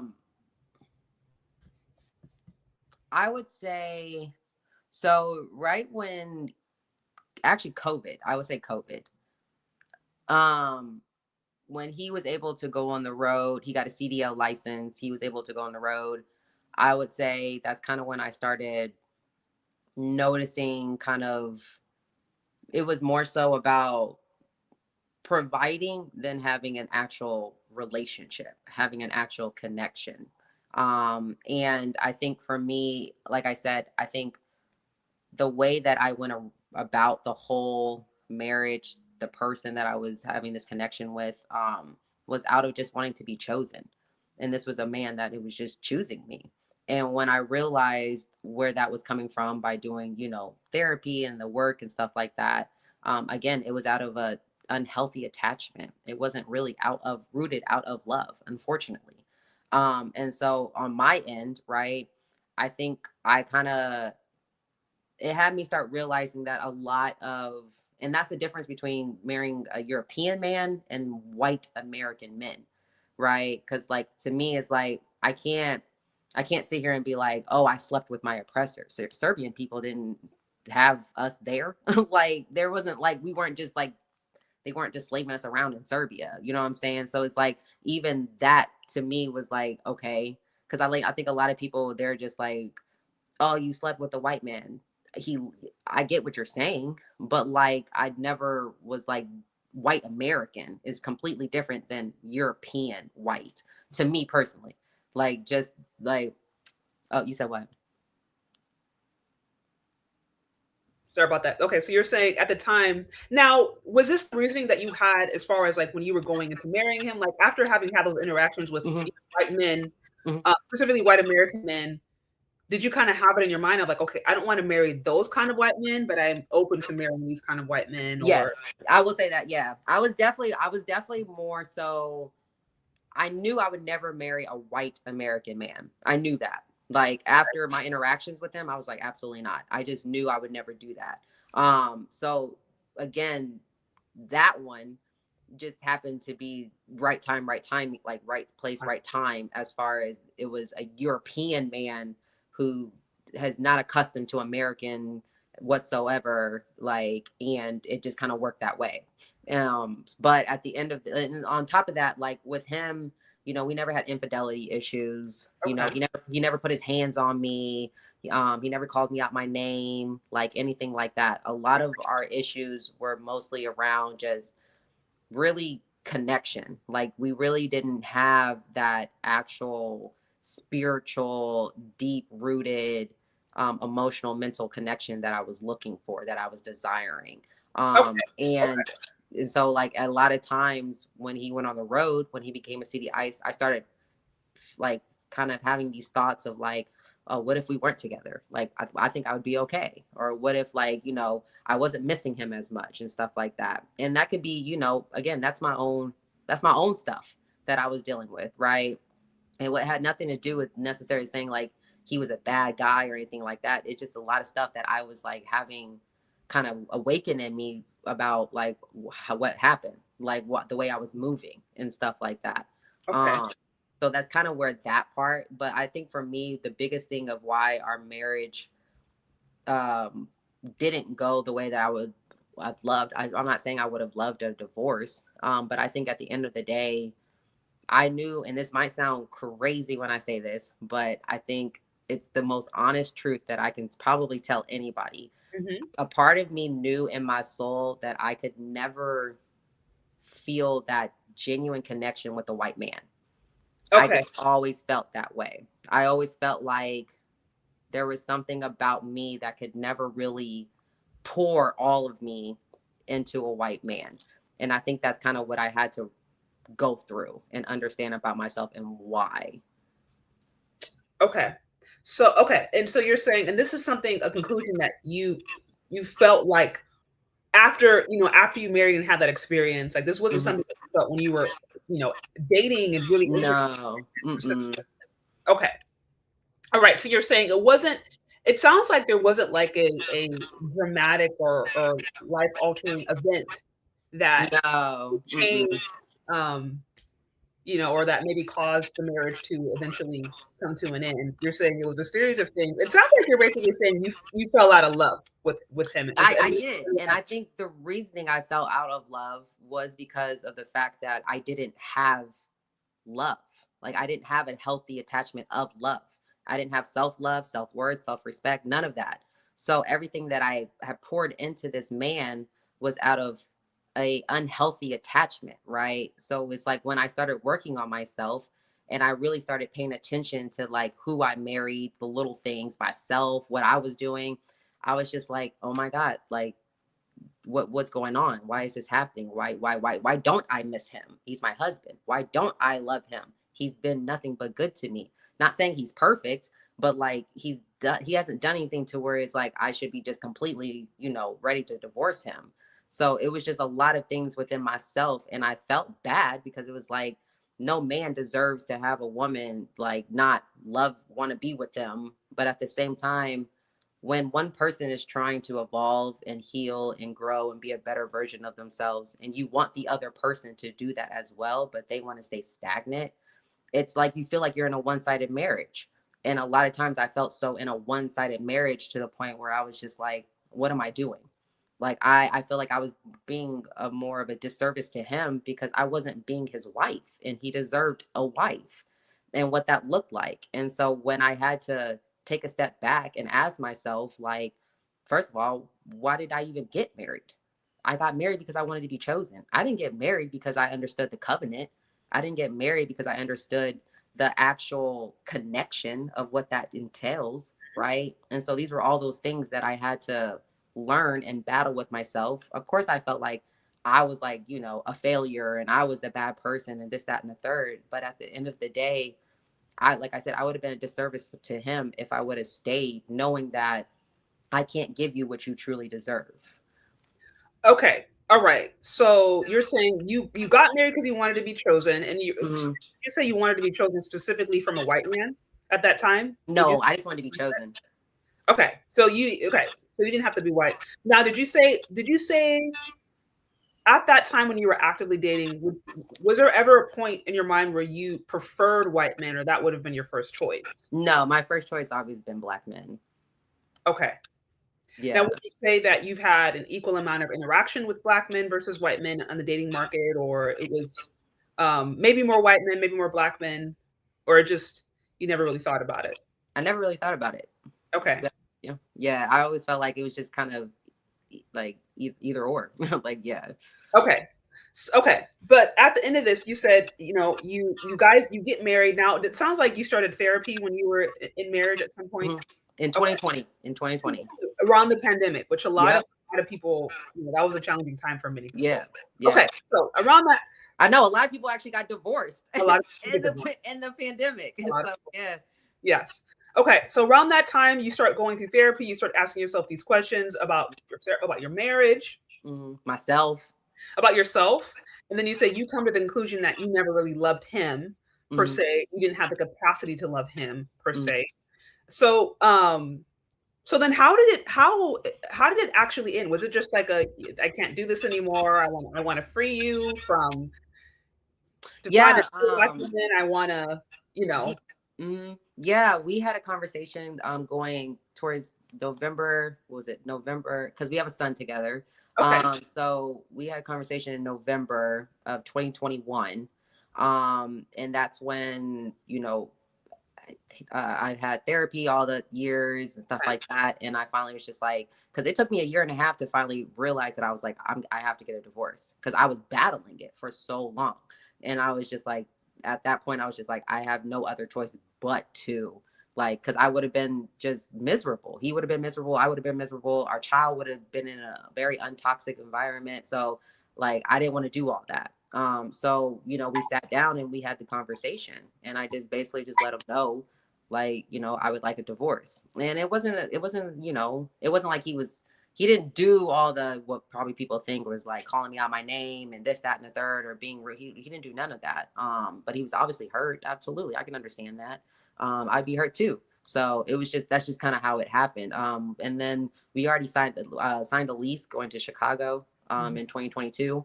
So we both moved to Chicago. But I had the place, he stayed in another place. And then after that, like, we got divorced in 2022, the end of 2022. So that's just kind of how things went. Even to this day, you know, we still have lots of love for each other. We're not perfect, but I think at the end of the day, we both knew what needed to be happen for both of our sakes and also our child's sake. So, okay. All right. So you said this was a process that you came to where you felt like it was best for you to ultimately end the marriage, because you didn't feel like you can give him your full self. You didn't feel like you could truly love him. And after trying to battle, because when I started therapy in 2020, we had the talks, you know, as far as like, I'm questioning our marriage, and like, you know, these are the things that I'm kind of starting to see, or I've been seeing, and this, that, and the third. And, you know, and I even talked about couples therapy, and he's like, I'm not doing that stuff. I can't make a man go to, if he doesn't want to do it, he doesn't want to do it. Right. So it was just like, all right. But at the same time, you know, it wasn't just like, I was like, oh, divorce, bye. It was like, no, I definitely tried to talk to him. I definitely tried to find ways to see if we can amend whatever it is. I definitely tried to see if like, oh, can I give you the love that you desire? Can I be that person? And, you know, all those things. And I realized like, I just couldn't. And so I wasn't going to lie to him as much. I'm not going to lie to myself at the end of the day. So would you say in your interaction with, or in your marriage with him, did you ever experience racism from him or his family? No. Okay. You didn't experience racism with him. Now it sounds like you did experience racism with white men that you had previously. Yes. Okay. Dated. Now, yeah, because I actually had a white man that I was messing with tell me like he was like, I would never marry a black woman, but I'll mess with y'all. and I was just like, oh, okay. He was honest. Yeah. Okay. He was honest. Now, after that, now I'm assuming, I don't know if you're in a relationship now or if you're single. Mm. Would you now, just having had your different experiences, would you still be interested or open to dating a white man or remarrying? Hell no. Sorry. No. So No. what made it like?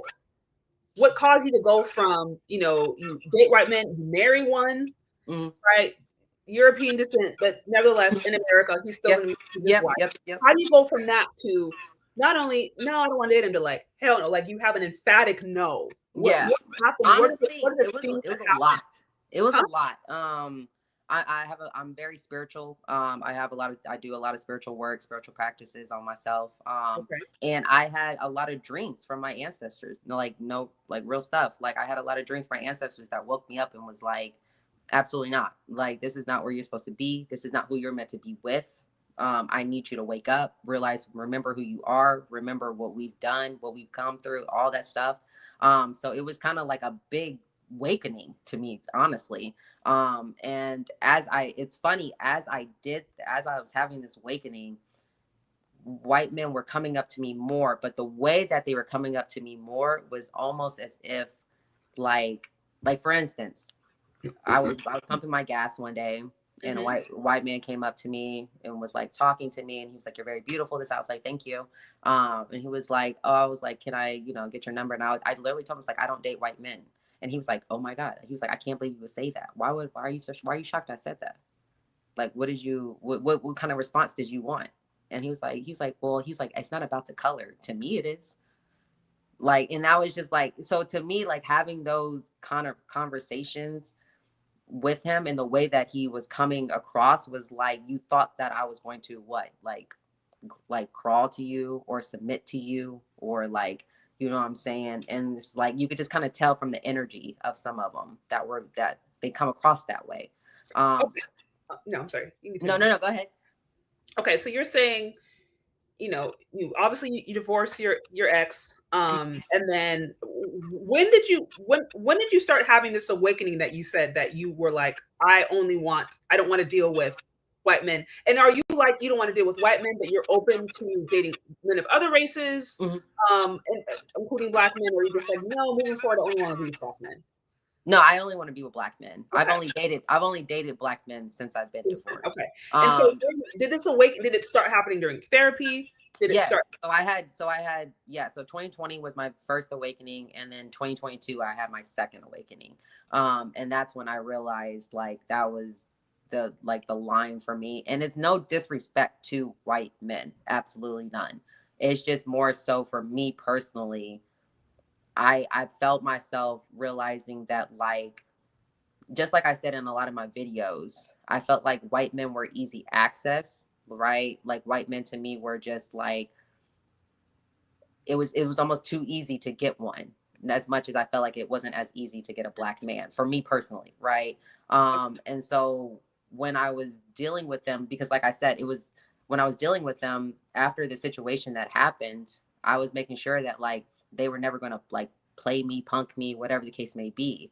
And even though some of them did, I always had the upper hand and I would do something crazier back, right? And so it was just always just ping pong. But I never again felt like, even when I was doing that before I was married, I never really submitted to a white man.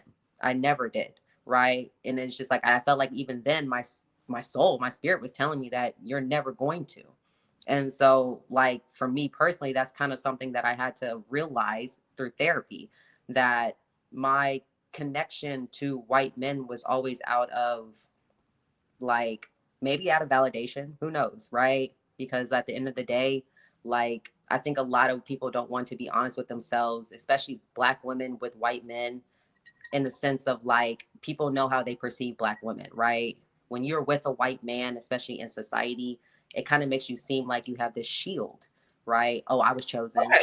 You get what I'm saying? Yeah. So you're saying that, and this may not ever explicitly be said, or it may not even be conscious, but on some subconscious level, there's a sense of, when you're with this white man, there's, what do you call it? White privilege that you're able to get from a black woman. Yes. So would you say that, as you were dating, as you were interacting with white men, now maybe it was an absence of it, even if it was unconscious, that was attractive, that, okay, being with this white man, there's maybe a level of status or there's just a level of protection Yes, absolutely. him Absolutely. that I didn't feel, that I may not feel with black men when I know how they're perceived. Right. And Okay. it was like that's absolutely correct. And that was something that I wouldn't have known until after. Until Like, after you went yeah, through. because in the time, right, I'm just thinking it as like, especially when you're a white girl, man's first black girl. To me, it was always like, I didn't have it back then. I was like, oh my God, like, absolutely, you're gonna be hooked. But now it's more so like, I look at it as if like almost just kind of rude in a way. Like, and so it's interesting the shift once I had the realization of like how I was moving, why I was moving with them, and all that stuff. Okay. So you go through this process, you start this therapy journey, you say through therapy, through your interactions with your ex, you said you have some dreams, you have some supernatural encounters, and then you arrived at this place of, I now only want to deal with black men, moving forward as far as dating. Now, what would you say to black men who would maybe look at someone with your history and question it and say, no reach back? I don't know if you've heard that, or black men who don't trust people who have not only been with white men, but have married them, have procreated children. What is your response to them? I understand completely. Like, I'm not upset. I don't feel any type of way. Like, I look at it more as of understanding, because I think especially if you watch my videos on TikTok, a lot of men do say that, you know what I'm saying?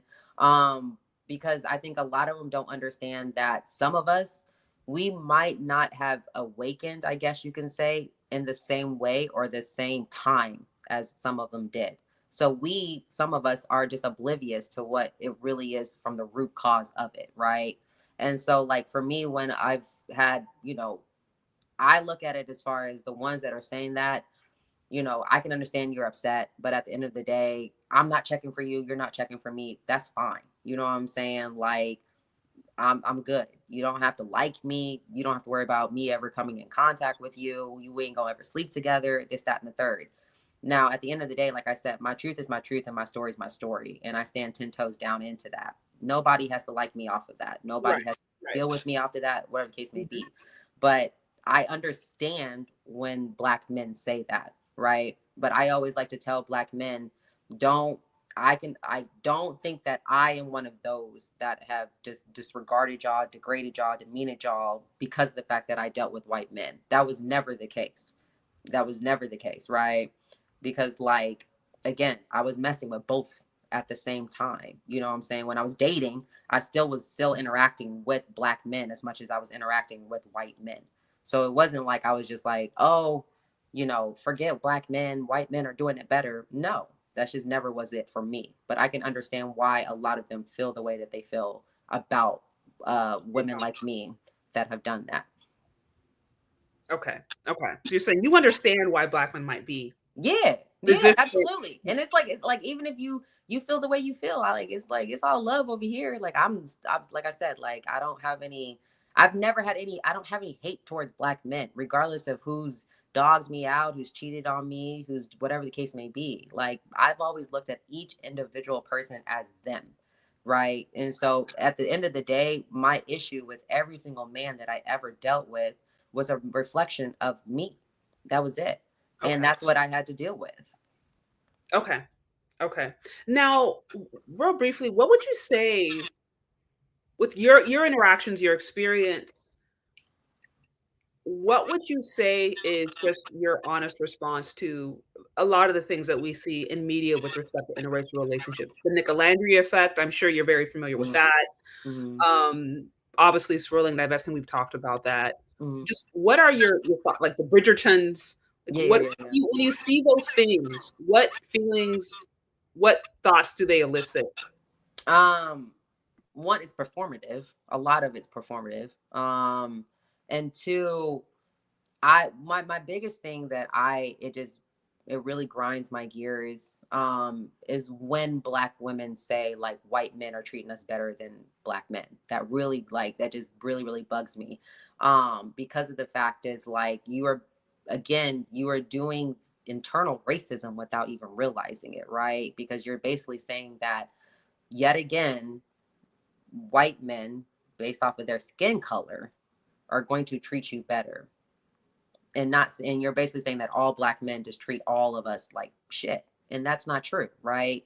Especially if you're on social media and you notice that there are white women who are sitting here talking about their white husbands, their white boyfriends who are doing the exact same stuff. So it's like there's no difference. So for me personally, I just think a lot of it right now is just rooted out of trauma. It's rooted out of either self-hatred. It's rooted out of just not really wanting to like look in the mirror in like the reflection, because like I said, my biggest thing regardless of any man that I ever dealt with was they were always emotionally unavailable, right? And so like I had to realize from Oh, I'm sorry. go ahead. You said any man. This was, including the Siberian man that you. Yeah, like all of them. Okay. Yeah, they were just all like emotionally unavailable, and I had to realize, and my therapist is the one that told me like, no sis, you're emotionally unavailable. And I was like, no, I'm not, I'm over here like being open. And she was like, no, you're not, like it's not what you think. And so like I had to realize that about myself. And so at the end of the day, I think a lot of black women don't want to realize that, and I say this with kindness, like you are the problem. And I don't mean that rudely. I just mean like you are also the problem. Like, so you can't blame every man for why you can't get what you want out of a man. Mm-hmm. That doesn't make sense, right? And so it's like that's something that I think needs to be talked about. And just like me as one black woman who's sitting here sharing my truth, a lot of women aren't going to say the parts about them that are ugly because they don't want to be perceived in an ugly way, right? And I say it all the time, regardless if it's refreshing that I'm sharing my truth, right? Don't put me on no type of pedestal because of the fact that I'm sharing my truth. You know what I'm saying? Like I'm not perfect. I'll never be perfect. I'll never strive to be perfect, but at the end of the day, what I do strive to do is be the best version of myself, and whatever that looks like, I got to take accountability just as much as the next person does, right? And especially when it came to my marriage, I had to take accountability on my part on why my marriage failed. And so that's just kind of what I wish a lot of black women would do. Accountability is just very non-existent, unfortunately. So you make a really good point. I've talked about this in the past. I've talked about this in my own my own dating journey. I'm happily married now, but I remember years where I had a hard time and at some point realized like it was many of the issues I had were actually self-induced. It was a way of showing up for not showing up. It was the way that I was really closed off. It was the way I was like, just so like there is very much a area from my own life where I had to be like, okay, well, if I want this thing, I have to make sure that I'm actually available, right? Or I'm presenting myself in a way to make myself available to that which I want, relationship, whatever. So, and that did require some accountability. That required a lot of healing. I had to do a lot of introspection. I ended up I had people in my church, spiritual leaders that I talked to who would advise me, that would give me wisdom. Like I had to be open to correction and guidance. And even to this day, I have my pastors at my church who speak into me and my husband regularly, who are, correcting me about certain things. So I do think accountability, like you said, is huge at any level, any and all levels. So what would you say, like if someone was to ask you, what do you have or what would you have to offer to a black man now, given your experience, given the things you've gone through, like what would your answer be? Is this kind of like what do you bring to the table? What do you feel like you would offer a black man? You say there's some who are already like, they can't. They're like, you're just already out. Any black man who's been with a white man, they're not interested. Yeah. And there's some who might be more open to it. But what do you feel, that you bring to the table to a black man or someone, given your experience, given the different things you've gone through? I think the biggest thing that I am learning, just, interacting with black men in general, especially with who I am today and who I've worked on today, is just understanding. I think a lot of them just want to be understood. A lot of them want to be heard. A lot of them want to be seen, obviously loved, you know what I'm saying? But until I was able to do that for myself, I was never going to be able to do that for someone else. And so that's just something that I also have learned. On top of that, you know, I think a lot of people ask me all the time, you know, oh, would you ever get married again? And it's not saying that I wouldn't, but at the same time, it's interesting now that since I've been married, that desire that I had before is not the same. Right. And it's like, I think more so because the desire was coming out of just wanting to be chosen. And now, like, I don't have that desire because I've done so much work on myself and filled my own cup and self-love to where it's like, if I do that ever again, that person, not only does it have to be the right person, but I have to add value to your life as much as you have to add value to my life. Right. And so it's just like right now, I think even with any Black man that I come encounter with, the very first thing is just always making sure that they feel safe, that they feel seen, that they feel heard, right? That they feel enough just as is without feeling like you got to perform for me or like, first of all, I don't want your money. Like I want to make that very abundantly because I know that a lot of them think that. So it's like, I don't want your money. That's not what I'm doing, you know? And I think those are probably the biggest core things that I can give a Black man. And I think those are the big core things that they ask for. You know, I think a lot of times, well, I said this on one of my videos. A lot of women say that they're good. A lot of men say that they're good, but are you really? Right? Like, and it's more so not you being good as far as, you know, oh, you have a job, you have a house, you have a car, you do da da da da, your body's right. It's more so like spiritually, internal work. Are you actually good? Do you know how to actually listen to understand and not listen to respond because you're triggered? Do you know how to actually give a man space, safe space, open space? You know what I'm saying? Are you actually spiritually connected? Right? Like there's a lot of things that I had to learn in order. And that's where I said back that I feel like my soul is connected to a Black man that a white man was just never going to be able to reach and gravitate and hold on to. And I could tell the difference now, especially being on this side of my healing journey with the Black men that I have dated. So it's definitely different. Okay, so you would say you would have the Black men you said you have to offer. Did you say acceptance? Yes. Acceptance. I'll say acceptance. Yes. Okay, yes. so that's something you have to offer Black men now that you are exclusively looking to date only. Well, you said one was therapy, and then the second was the dreams that you had. Say that again. You said the 2 awakenings, therapy, right? And then you said through the dreams that you had, that's what got you to be like, I should only be with Black men. Okay, and is that what you're saying? In your dreams, they told you you need to only be with Black men. Is that what? Oh, like it was. They said that, but there was like pictures of things as far as like what like they basically just kind of brought me back to what happened between like white men and white men and Black women.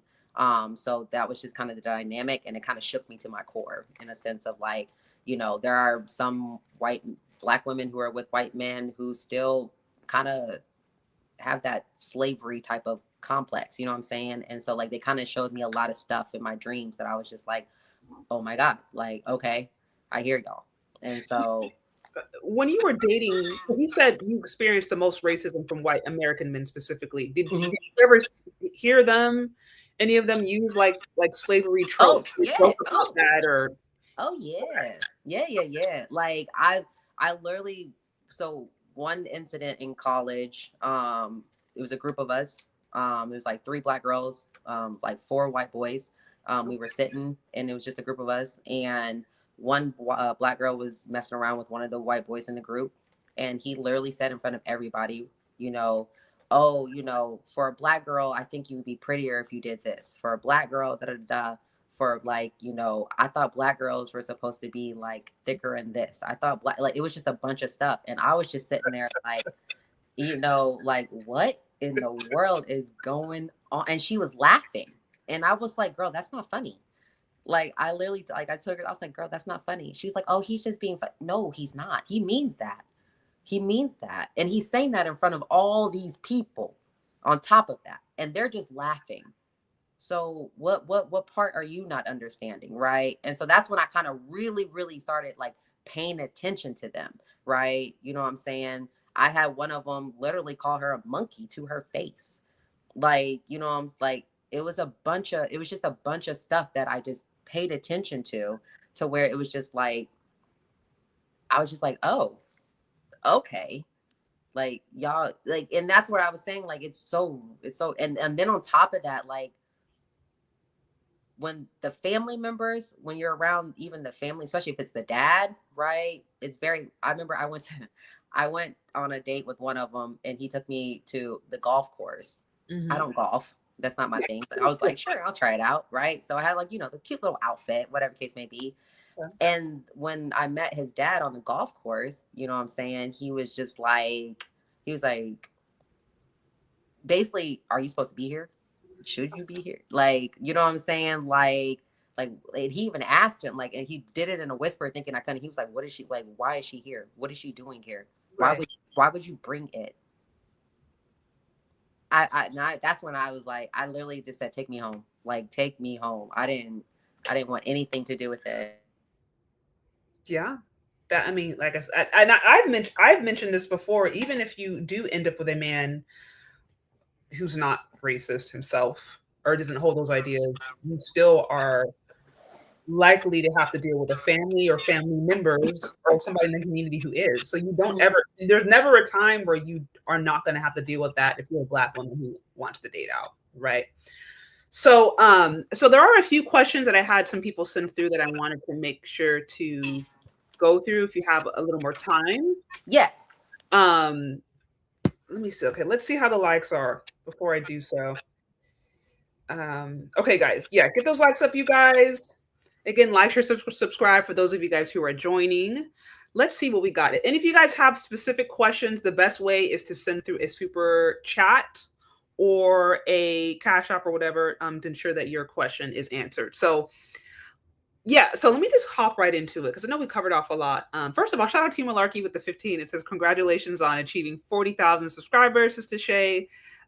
Showing love from London, England. Shout out to you. Big up also to the sister you're interviewing. She's honest and open, which is what we need. I completely agree. And again, thank you for sharing your story. I do feel like these conversations are what is needed, you know, and outside of all the propaganda and outside of all the using it to, I think, to spread division. Like, you're just sharing your story, and I really appreciate that. So again, shout out. Thank you for having me. I truly appreciate it. Absolutely.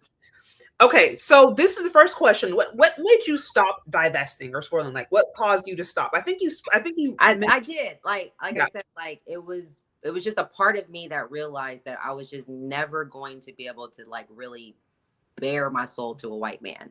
Like, I was never going to really be able to commit all of me to a white man. Like, there was just, and I think I knew that in a sense, but I wasn't there yet in a way to understand. Yeah. Okay. And you said you had these experience over years, you know, you have these different races experiences, specifically when you're dating white American men. But it was through the marriage and through, like you said, the therapy and stuff. That's where you really started putting two and two together. For sure. Correct. What did you ever did you find yourself getting more props or more validation from Black women when you were dating white men specifically? Oh, that's a good question. That's actually funny you say that, because when I worked in the event industry, you know, I was a building manager for an event venue, and there was a Black wedding happening. And this is at the time when I was engaged. And my engagement ring was a pretty nice size engagement ring, right? And so the women noticed it, and they were just like, "Ooh, girl," she was like, you know, "Oh, you must be married to a white man to get a ring like this." That was the very first thing that came. And I laughed so hard because I was like, "Why would you think that?" And she was like, "Nah." She was like, "I can tell." And it's just like the third. And I was like, "Well, I mean, he's not white American, but he's Serbian." She's like, "I knew it." And everybody was like clapping me up and like, "Get you one, girl." And at that time, I wouldn't have thought like what was going on, but I was just like, "Oh, thank you." Like, you know, ooh, okay. So there was definitely times. But then I also got the ones that were just like, "Oh, I could never," and like, my loyalties to a Black man, and like, girl, like, why would you even want to lay down with them? Like, so it was definitely, I got a mixture of both for sure. Mixture of both. You know, I feel there's certainly a lot more video evidence or social media evidence. Yes. The first example. There's a whole system behind that. You know, and Yes. it's always been debatable. Like, okay, so to what extent? I know there's some Black women who believe that that's pretty much every Black woman out there, and that can be trusted. Mhm. Right, and then there's some who are like, no, it's not all, but how do you distinguish? I did a video a few months ago where it was actually also an ex-Swirler, Mhm. and she talked about how even the Black women who say that they're lying, it's just the right one. And she used an example. I want to say it was like a friend of hers who was married to a Black man and had kids, Mhm. and cheated on her husband, on her Black husband, with actually that girl's boyfriend. They're no longer friends. But she used that as an example. And she was like, this girl was always talking about how she could never be with a white man and she wasn't interested. And she went out of her way to make it very clear that she was pro-Black. And she was just waiting for an opportunity to sleep with her white man. You know, so she was traumatized, obviously. But I was just saying, like, my theory is that we're very comfortable talking about the ways in which Black men can, you know, they say raccoon, or the ways in which they can idolize or like really pedestalize white skin. I mean, that's been going on for decades. There are series about this. There are, you know, primetime television interviews. So I think we're very comfortable with the ways in which Black men don't show up, or the ways in which we feel like they fail, or the ways in which we feel like they operate in a sense of self-hatred. But that's never been addressed. That's never, ever been addressed for Black women. We've never sat down and talked about what are the impacts of colonization, you know, on a Black woman. What does a colonized mind look like among Black women? We never talk about the long history of Black women who sold out their people, right? And who actually use interracial marriage and interracial sex as a way to level up, right? Through like slave trading. And, you know, so like, I mean, there's also a dark history on the side of women that I just, because it hasn't been addressed, I think it, you know, what are you saying? Point. What is You it? made a point. Mm-hmm. When you said that, because when you think about it, the show, Bridgerton, Lady Danbury, she literally used a white man for access to get a higher society title. Right. No, and if you look like some of the earliest documented, I think, hypergamist, Black female hypergamist in a Western system, these were African women who collaborated with European slave traders through marriage. So they married Europeans, and then they gave these Europeans access to, you know, parts of their land. They created children, a lot of children oftentimes ended up being the people who would traffic, right? And again, this was a small percentage. I'm not saying this was like all African. It was a small percentage of African women, but those African women, because they gave access, because they had that internal, you know, understanding, it created a lot of chaos. And so I'm saying these are the kind of little things that we haven't reckoned with. Those women had kids. They had offspring, and those offspring had offspring. What was the mindset those ladies had to have in order to be willing to sell it? Their people. Right. I'm just saying, like, we're comfortable. We know that there were Black male slave traders, and again, I know that those were a small percentage. I'm not saying that was everybody, but we know that happened for Black men. We just haven't talked about the way in which Black women were also participants, and I think that's also why we've kind of seen these ideas just been completely unaddressed. They've never been talked about. They've never been studied, because we're not comfortable talking about the ways in which Black women themselves can also raccoon or operate in self-hating, or still deal with, you know, a colonized mindset, however you want to put it. You know what I mean? So Daughters of the Trade breaks it down exclusively. Yeah. Okay. So let me move on. There's some other questions. Let's see. Okay. So this one will make you stop that thing. Again, shout out to you for the support. It says, did she buy Siberian Did she buy Siberian cookie? I think you've already answered that question. I know that you. No, I didn't buy one, but we're probably calling him Pookie because he said he didn't have a job at the first. It was like that. He always had a job. It's just a lot of them weren't. Okay, they weren't when he didn't have a green card. They were the kind of jobs that maybe they're off the records until he was legal. Okay. All right. Okay. So I don't know if you answered this question, but what advice would you give Black women who desire to intentionally date out? That's a very good question. That is a good question. My first thing I always say is, why are you doing it? Right. Okay. That's always my first thing. If you're saying that, like, oh, I'm tired of Black men, stop. I'll just stop right there. Yeah. Like, because you're not doing it out of healedness. You're not doing it out of love. You're doing it because you're doing it out of trauma, but you're also doing it because you can't get what you want from a Black man. And the craziest thing is like, there's so many good Black men out there. And I try to get Black women to understand that it's not that there's not, you're just not attracting those Black men. Yeah. And you got to ask yourself, why? Why am I not attracting these Black? You know what I'm saying? I think a lot of Black women, they want the 1%. And it's like a lot of y'all, you're not the 1%. You're not going to be the 1%. And those 1%ers aren't looking at you being down, no offense, at the bottom. They're just not. And it's not rude. I'm not a 1%. So I'm not going to sit here and act like I get 1%. Right. So it's just like, I try to like and I say this, and I said this in one of my videos, a lot of Black women, their mindset is rooted out of white women. It's not even rooted out of us.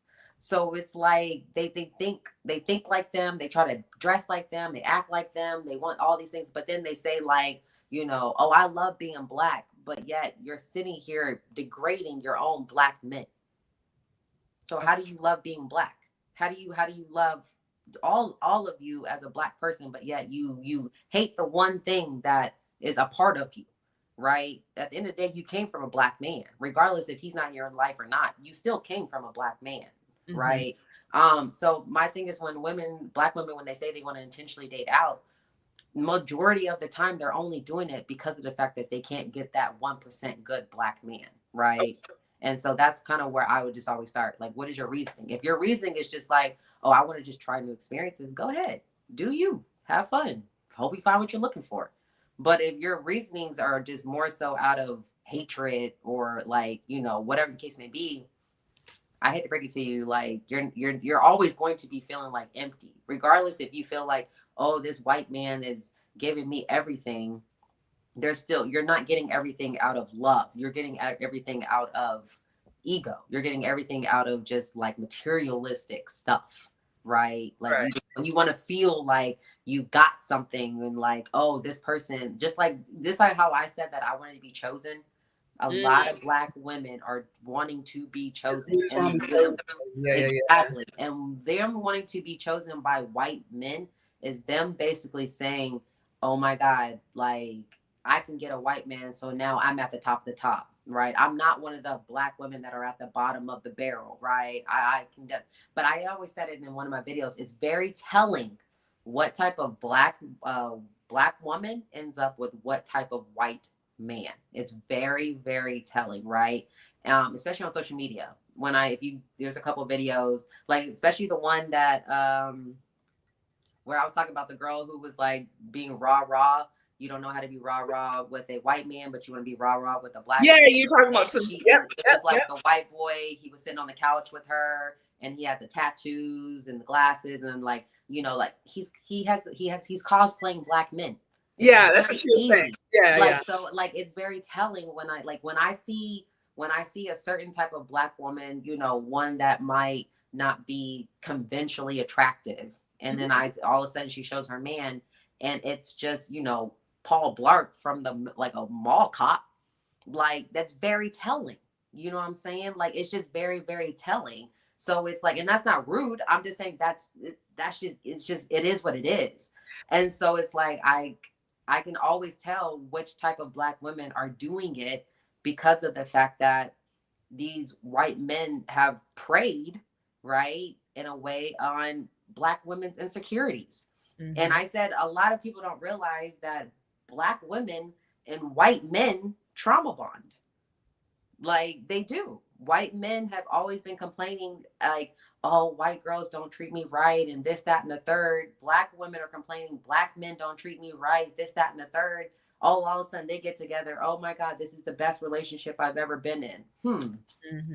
I wonder why. You know what I'm saying? So it's like I said again, it's just very, very telling.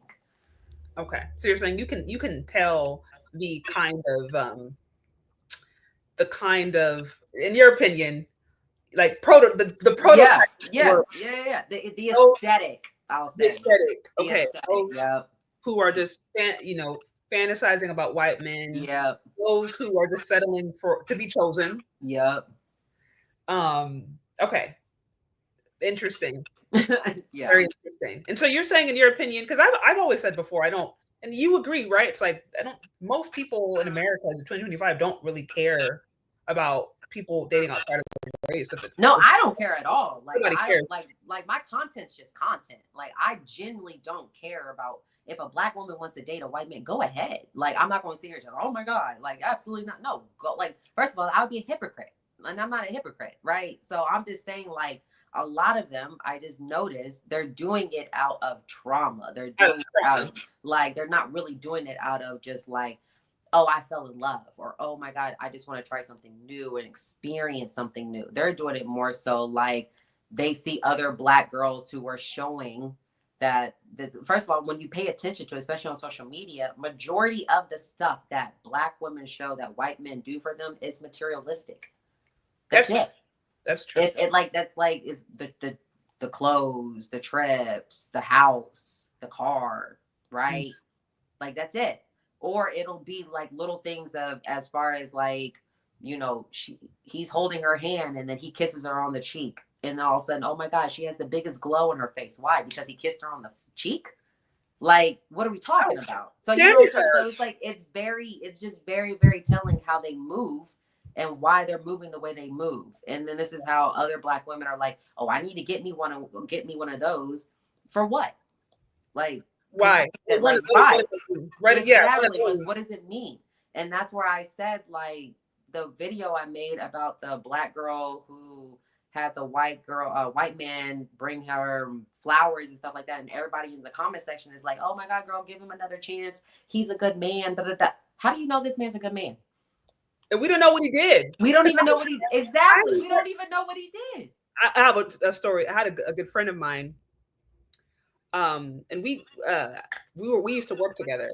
Mm-hmm. And I didn't really know her as much. Like we became friends more after the fact. But I remember there was one time she was at work and her husband sent her this huge, beautiful bouquet. Like it was, I know that bouquet cost hundreds of dollars. Yeah. Like, you know, and it's like, wow, like what's going on? Like, why did he do that? You know, people are just like, whoa, this is so beautiful. This is an amazing thing. She was not having it. She was like unmoved. Come to find out, she was married to a white man. Married to a white cop. He ended up getting caught up in some sex scandal that ended up being plastered all across. Oh my God! It was like a total mess. So this trying to like, you know, get all his branch, but I mean, he had completely destroyed the marriage at that point. I mean, he was having sex with prostitutes and all kind of stuff. This is a cop, you know, it was like one of those bad cop things. So, but I'm saying in the optics, someone would be like, wow, you got your white man and he giving you all these beautiful flowers or whatever. And she was going through hell. Yeah, exactly. You know? And of course, there's a lot of them that are behind closed doors. Mm-hmm. There's a lot of them that are, and they don't want to admit it. They don't want to admit it. That's the thing. And you know, that's my main thing is like, nobody is out here. Like I mentioned, I had an interaction. I'm going to talk about this later, but with an open swirler. And I'm like, nobody really cares. Black men, by and large, they don't really care either about a black woman dating, because that's so ingrained in like I think the subconscious of America, Black Americans, because I mean, you know, they've been sleeping together for quite some time. Yeah. But also, you know, a lot of it consensual as well. So that's not really the issue. The issue that we're talking about is all of the very dangerous narratives and messages around it. Like you said, people who are at this point so enamored with this idea, and that some of them end up getting like unalived. Like like I just want to be like, have we not learned our lesson? like we have we have a lot of stuff going around in social media that like I'm just like what and then on top of that, when you say, you know, like I said when we were talking before we started this,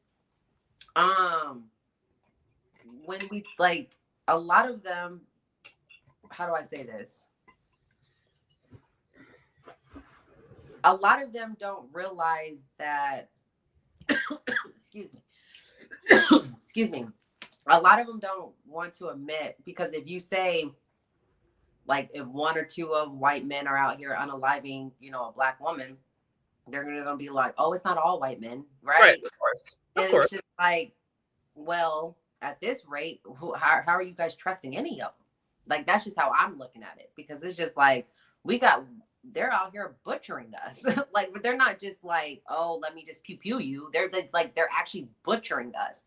Like, so it's just like, what more evidence do you need? And I like, and that's why I say it bothers me so much with Black women right now, today in society, because a lot of them are a lot more hopeless than they think that they are. They're a lot like they're very easy, can be manipulated, especially Yeah, by white men. yeah, It's very, very easy. And I feel bad for them, not more so because I'm just like, y'all really aren't like, y'all need to wake up.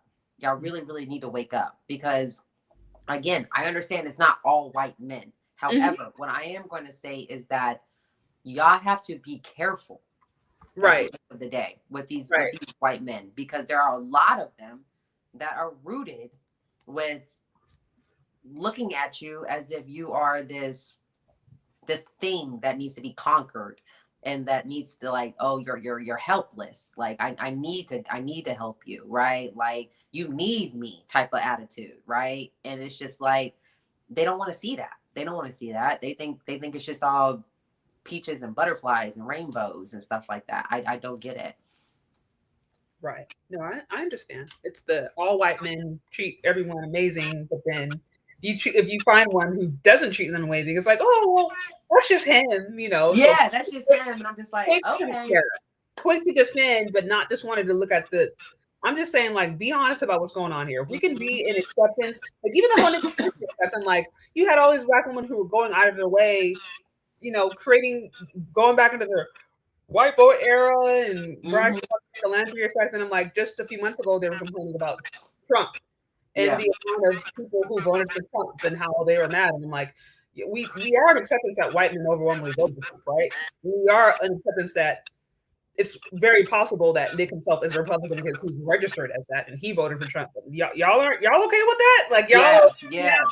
You know, so it was interesting. Her interview, especially the part where she said, you know, oh, it's so freeing and exciting to see someone like him love someone like me out loud, as if she's the first interracial relationship that's been out there, especially for a dark-skinned woman.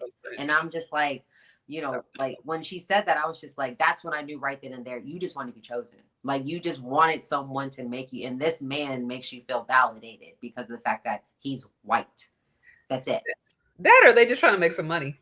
Okay, you know? Like that. She had a long history of openly, you know, lusting over dark-skinned Black men, talking about wanting a dark-skinned baby. So I'm like, is this a money grab for both of y'all? Which, if it is, I'm not mad at her. She getting money. Which is interesting. I didn't watch her. I didn't watch the season, but I don't know if she's the one that said that she actually liked country boys. But yet the boy that you chose and the way that they perceive themselves in social media and they act is nowhere near country. That's what I'm saying. That's what I'm like. So it's like he dresses more like a Black boy, a Black man. So I'm just like, what are we talking about? Like, what are we? That's why I knew. I was just like, this is not for me. Right, this is not for me. Yeah. Okay, so let's go on to the next question. We had okay, this is from Game Changer. He said, "Why do modern marriages begin and end with a woman's feelings?" Listen, I don't know if you have any thoughts on that. That's funny. That's funny. Honestly.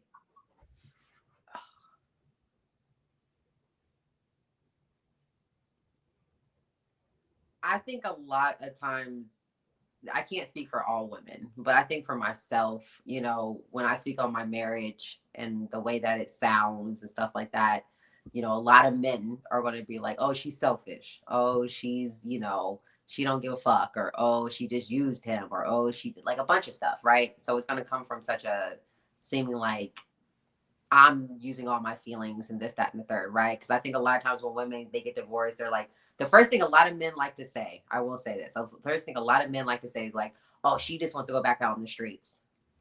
If that's what that woman wants to do, that's what that woman wants to do, right? That's not what I did.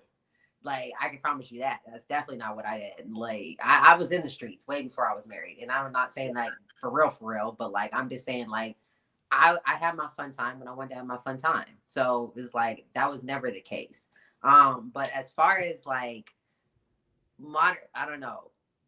I don't know. I don't know how to answer that, to be honest with you. Like, I think as a woman, you know, our feelings are just, I don't know. I wish I could answer that. I don't know. I don't want to say. I That's don't. okay. I really don't know what to say to that. That's okay. Well, I will say for this, I always believe. I think especially today with, I think how complicated family laws and stuff are. I'm always going to advocate for marriage. I'm married. I'm happily married. But I do believe that unless it's being done for a true spiritual conviction, that it comes with more risks than not. Right? My husband, we're married, but we practice. We believe in the biblical marriage. The biblical model of marriage. So for me, it's not about feelings. It's not about how I'm always doing in this particular moment. Like there's a deeper spiritual understanding and a belief associated with marriage, and so I'm approaching it differently. But I'm saying outside of having spiritual convictions, if it was just I'm doing it because of what's in society, like society isn't necessarily, especially in America, society doesn't like cultivate a strong belief in marriage. So I don't really see it as having a ton of value, people just doing it on their own without, an understanding of God and an understanding of what that means from a spiritual sense. So that's why, listening to what he's saying, it's like, I could see where he's coming from, where it's like, it can very much seem like you're always seeing divorces being plastered on. I feel like media is always promoting that too, with celebrities, and it's things like, oh, they fell out of love, or she, they get divorced, and a month later, the lady's laid up with a new guy and, impregnated. So it's like, it seems like marriage is oftentimes treated with such little regard that it can come off as, okay, these are just people are doing this by their feelings. So that's why I say I still believe in the value of marriage. I still believe it's very beautiful. But I believe it's a covenant marriage between a man, woman, and God is a lot different than a lot of the stuff that we see happening today. And the stuff that we see happening today with the celebrities is not anything I encourage anyone to get involved with. So piggyback off what you said, I think that's a big thing that I had to learn. What really is the root of a marriage? Why a marriage? Right? Why did I want to be someone's wife? What does that mean to be someone's wife? Right? How do I want to show up as someone's wife? And at the time, like I said, I got married at 21. I didn't know the first thing, and I should have, maybe, right? I was surrounded by marriages my entire life. That's all I knew, right? So my grandparents were married, my parents were married, my uncles are married, you know what I'm saying? So I was always surrounded by marriages. I just think that I didn't want to, I guess. A part of me didn't really do the depth of what it really meant to be married. Okay. So like, I didn't, I might have asked my parents like little things here and there, but to the root of it, I don't think I ever really asked them. Okay. Like, you know what I'm saying? So I think that's kind of, that's on me, like I can admit that I should have, been a little bit more in depth with what a marriage really means to me. Yeah, and what that means to me. Because a marriage is gonna mean a lot of things to a lot of different people, right? And like and that's fine. It's about what you two do, right? Now, if I'm looking at marriage now, you know what I'm saying? If I'm gonna marry someone again, it's gonna come from a spiritual aspect. It's not gonna come from like a financial aspect. It's not even gonna come from like, oh, I just love you. No, that's not enough. Like, it has to be something really, really like rooted in a spiritual aspect for me to be like, this is the person that I want that covenant with, and only this person, right? So again, I think that's why I was having such a hard time, because it was just like, I never really took the time when I should have to understand that question. Okay. On to the next question. It says, how old were you when you had your awakening? 2020. I'm 30. Okay. So I was 25. 25. Okay. This one over here, it says, so she indulged because she was affirmed and got attention. Do you think we don't give enough affirmation to each other, and paired with poor socialization, we mistreat each other? So she indulged because she was. Are they talking about Black people, Black men? I think so. Jules of Tech, if you're still here and you want to further reiterate, please do so. But I'm assuming, because you made that you had made that comment earlier that you found that white men were able to affirm you more than black men. So I think. Oh, okay. If that's what they meant, I'll definitely respond on that. But I just want to make sure that's what they meant. I don't want to. But if I'm sure that's here, so I could, yeah, you can respond, and if he decides to. okay. I don't think that the black community do affirm each other enough. I think because of the fact that it starts in your household. A lot of black men, as little black boys, were not affirmed from their mothers, even their fathers, if they were, you know what I'm saying? So I think that's kind of where I wasn't affirmed enough, and I had both my mom and my dad, you know, and they're black. So I think it was just a lot that rooted from starting in your household, to be able to have those type of relationships with, you know, the opposite sex or whoever you're in a connection with or whatever the case may be. So I definitely think that's kind of why I felt for some reason, like, I don't know what it is.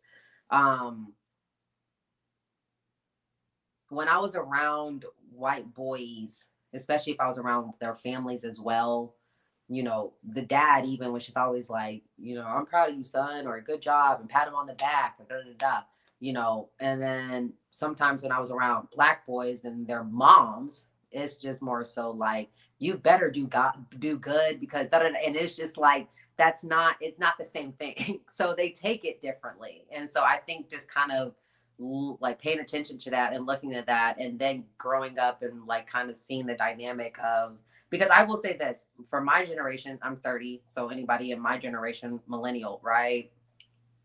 I think the men of my generation are doing the work that we asked for when we were like in teenagers and maybe even in college. I think a lot of them have done that work now. And now it seems like the women of our generation are just completely out. Like they just haven't done the work. They're not doing anything. So it just seems like such a switch, right? And I think a lot of black men have started to affirm themselves by doing the work now compared to what they should have got when they were little boys. So that's just kind of something that I'm noticing. Okay. So you're saying you believe in general black culture does not necessarily, they don't affirm each other and either anyway, right? Moms not affirming their sons, fathers maybe not affirming their daughter. Like that's just not, you don't believe that's inherent in Black American culture as At much. least not what I'm seeing. Not in my experience, what I've been around, what I've seen, what I've noticed, what I've heard. That's just what I'm seeing. And that's something that I'm doing different with my son, right? I always like, I never go a day without letting my son know I'm proud of him. I love him. Like he's seen, he's heard, you know, like when he cries, I want him to feel his feelings and understand. But it's not the same time. I'm not trying to, you know, grow a softie, but I just want him to understand that it's okay to have these feelings, but like how you navigate them, how you go through them, that's the part that I'm trying to get him like, but he's 6, you know what I'm saying? So we got we got time. Okay. Now there's another question from Malarkey. Shout out to you again. It says, how did you feel in relation to white women? That's a good question. Oh, that's a good question. I'll say with white women, it was very interesting. I think in high school, I always felt very, I had very low self-esteem in high school against them, I will say. Based also because of the fact that the black dudes that I liked in high school, they liked white girls. So it was always like, oh, I felt like, oh, I'm not enough, or I'm not, you know, I'm not white, so they don't like me, or whatever the case may be. There was always those type of battles, right? When I got to college, I'll say they were a little bit more intimidated with me than they were in high school, which was interesting. So I don't know if it was just based off of, because again, you know, for me personally, when I got to college, I was like, oh, I can reinvent myself. New people, new place, new everything, right?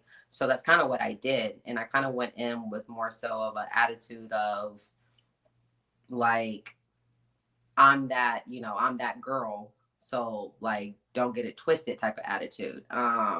But there was definitely times where you could tell there was a couple, I will say there's definitely a couple white girls in college that really wanted to kind of stick it to me as far as like black men are always going to choose me over you, right? It was like I definitely had a couple of those type of incidences, and I don't know, I didn't take offense to it. I thought it was kind of more funny because it's just more so like you're fetishizing them more than you actually like them. And then on top of that, the ones that were saying it were always like the bigger girls that like, you know, thought that like, oh, black men love me because I have a, you know, fat ass or whatever the case may be. And it's just like that's all you have to give. And then that's what you think that they want from you. Then by all means, you have fun with that.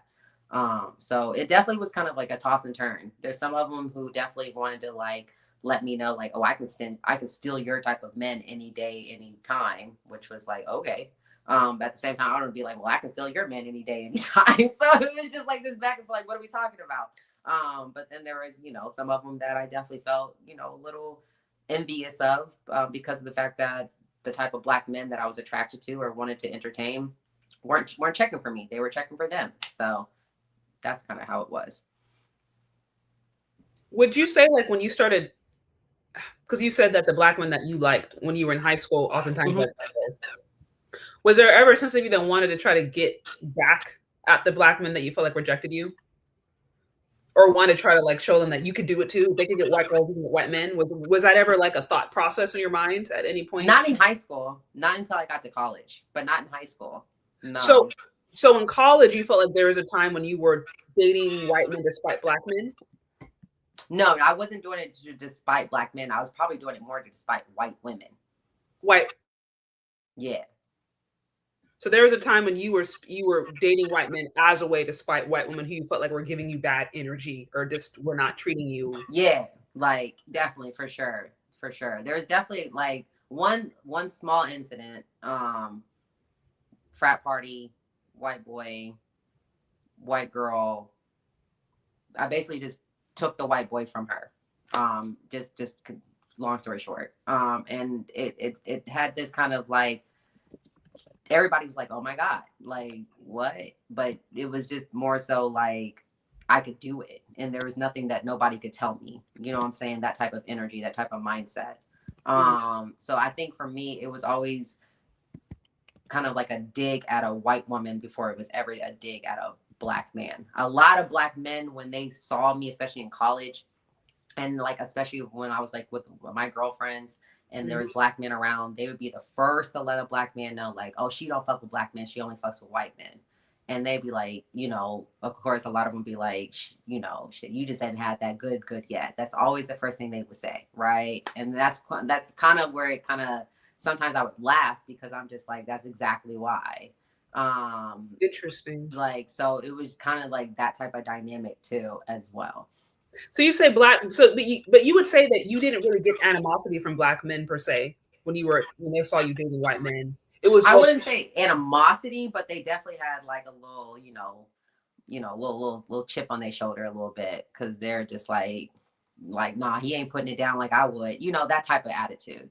But it was never like, straight up like, oh, F you and da-da-da-da, like, nah, none of that stuff. Okay. But you got more of that energy from white women. And then you said black women, by and large, you felt like were supportive. It was, yeah, like black women definitely would be the first one to, it's funny, a lot of black women that I hung out would be the very first ones to tell another black man that I liked white men. I didn't even bring it up. They would be the first ones to bring it up. So I always thought that was interesting. Like, I don't know why, but I guess they just wanted to make sure they knew, I guess. Well, like I said, some women will use it as a mate guarding strategy. No, for real. Some you're absolutely right. You're absolutely right. Wow, very interesting. Okay, well, I think that's all the questions. If you guys have anything else, send it in within the next like 5 minutes or so. But did you have? I know we covered off a lot. Yeah. Your experience, obviously growing up, and how you feel that played a role. It's interesting. You mentioned that you came from a family that was very open to you dating outside of your race, so that was a natural tendency for you to do, given your environment, growing up in a Catholic school, which is all white, going to an all white college.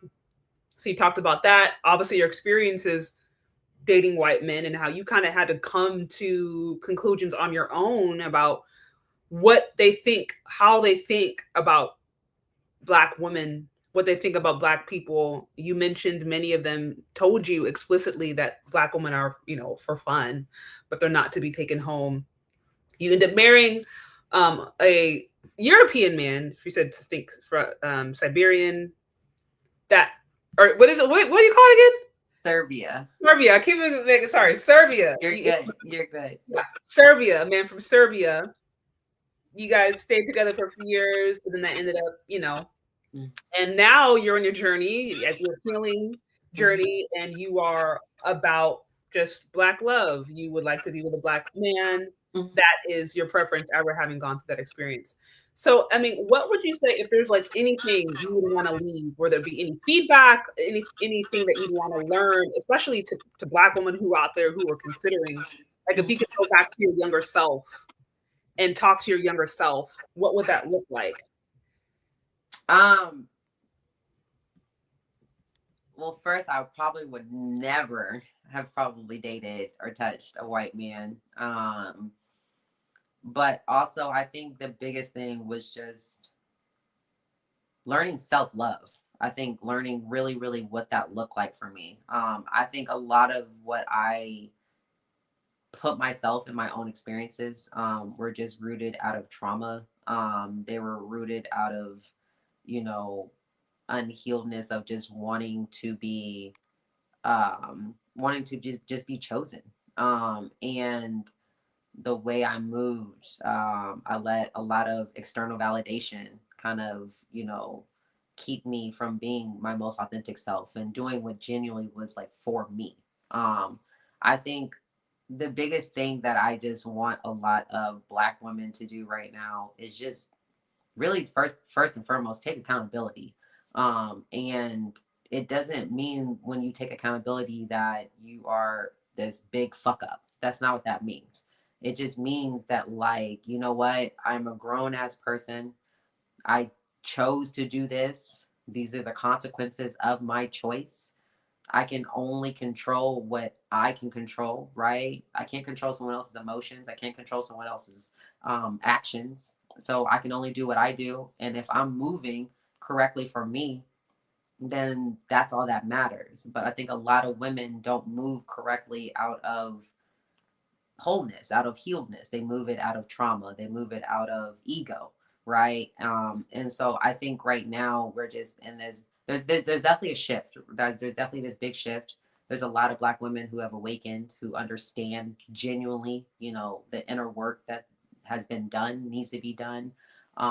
You know, and I think there's another shift of women who don't want to do it, right? And who are very, like I like to say, bird-brained. So this is kind of what my platform, what it's for. It's not to sit here, you know, because I get it all the time. I get the inboxes. You must hate Black women. Why would I hate Black women? I'm a Black woman. It's not. I don't hate y'all. I get it too. So listen, I'm just like, I don't hate y'all. I just want y'all to just like actually just listen and like be better. Like that's just it. Like y'all, you know, I made a video today of a Black woman. She said, I want women to understand that we are better than men. That's weird. Like I was like, that's weird. I was like, so I'm supposed to tell my son that I am better than him. No, I'm supposed to tell my father that I'm better than him. Yes. You know what I'm saying? And like, you know, and like, and she just kept going on about like men owe us everything. They're not here without us. You need both. Like you can't get any type of woman or man in this world without both a woman and a man. So what are we talking about? So it's just like, I said it like, you know, social media is its own world, right? It's not real. It's not real. It's not real at all. However, there are people who take social media serious. And unfortunately, those are the ones that we are damaging, right? Because when they hear this type of stuff, especially when it's like 16-year-old little Black girls, and they hear a 30, 40-year-old woman on social media talking about women are better than men, she's going to go back and tell another 16-year-old boy, oh, I'm better than you. Like, cause I heard I'm better than you, this, that, and the third. And it's just like, why are we doing that? They're kids. Like we like, and this is like the part that I'm trying to get them to understand is that there's a lot of them that do take social media so serious and they reprogram it and then they bring that into the reality and then this is all this, that, and the third, right? So it's just like it's just the messenger of a lot of these messages and this rhetoric that's going around is just so damaging. But in real life, you know what I'm saying? When I'm out there in real life, I don't have these problems that a lot of Black women are talking about, right? Like, and that's just the God-given truth. I don't have Black men. I've never had a Black man like call me out my name in public and, you know, be just so disrespectful. I've never had that. Not saying that there aren't some out there, but I'm just saying me personally, I've never had that. So I'm not going to sit here and just pretend that I've had that to like, you know, try to be in some type of club. Like it's just not going to happen, right? Every time I'm out in public, like my whole entire complex is majority Black people, right? When I see, like, I had a Black man bring me my package because he was sitting out here and it's raining and I didn't want it to get wet. He didn't have to do that, but he did that anyway. And I appreciate him for that, right? So it's just like little things that, you know, when a lot of Black women talking about like, where are all the good Black men? I'm like, what is your guys' definition of good? Because my definition of good must be different.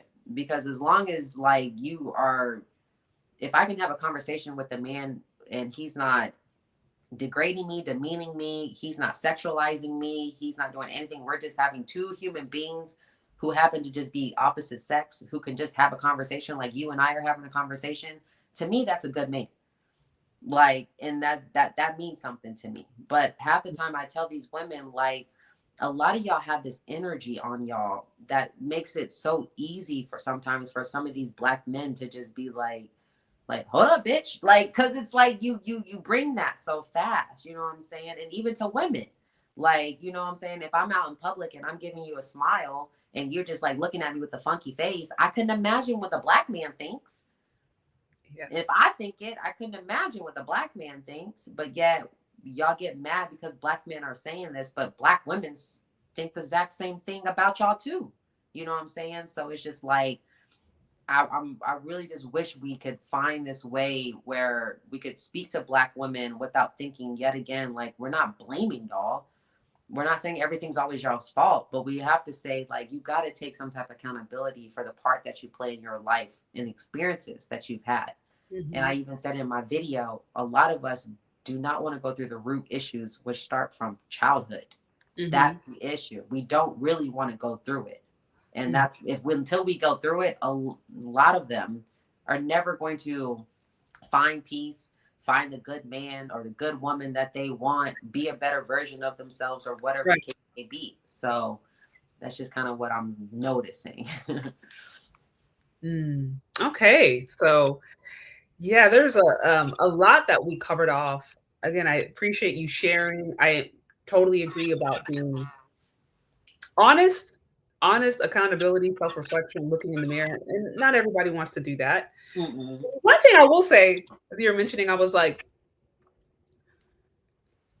do you think it's possible for Black women to have awakening before they go through all these bodies and have all these experiences? Because I know a lot of women, it's like they get their heart broken and shattered, and then they have the awakening. And I'm like, can we not do this before? Yeah, no, I would love that because I mean, even for me, I'm like, I would have loved to have an awakening before I was married. Like, I would have loved to have had that. No disrespect, but at the same time, you know, I do have a child, so it's just basically saying like, oh, my child wouldn't have existed, right? So it's like, I hear you. But like at the same time, it's more so like it would have just been nice. So then I would have not had to go through.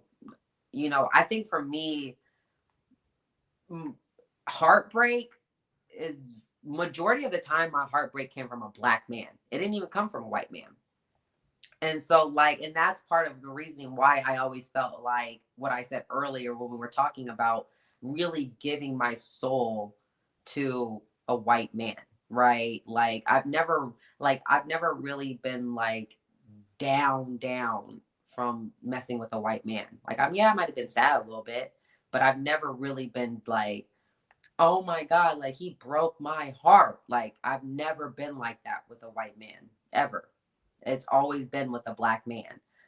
So it was just like for me, I was like, well, dang, I would have loved to have known all these awakenings and known all this stuff before I even dealt with any of that stuff. But unfortunately, I think a lot of women right now, I just want to be like, I say this and I say this all the time in my videos.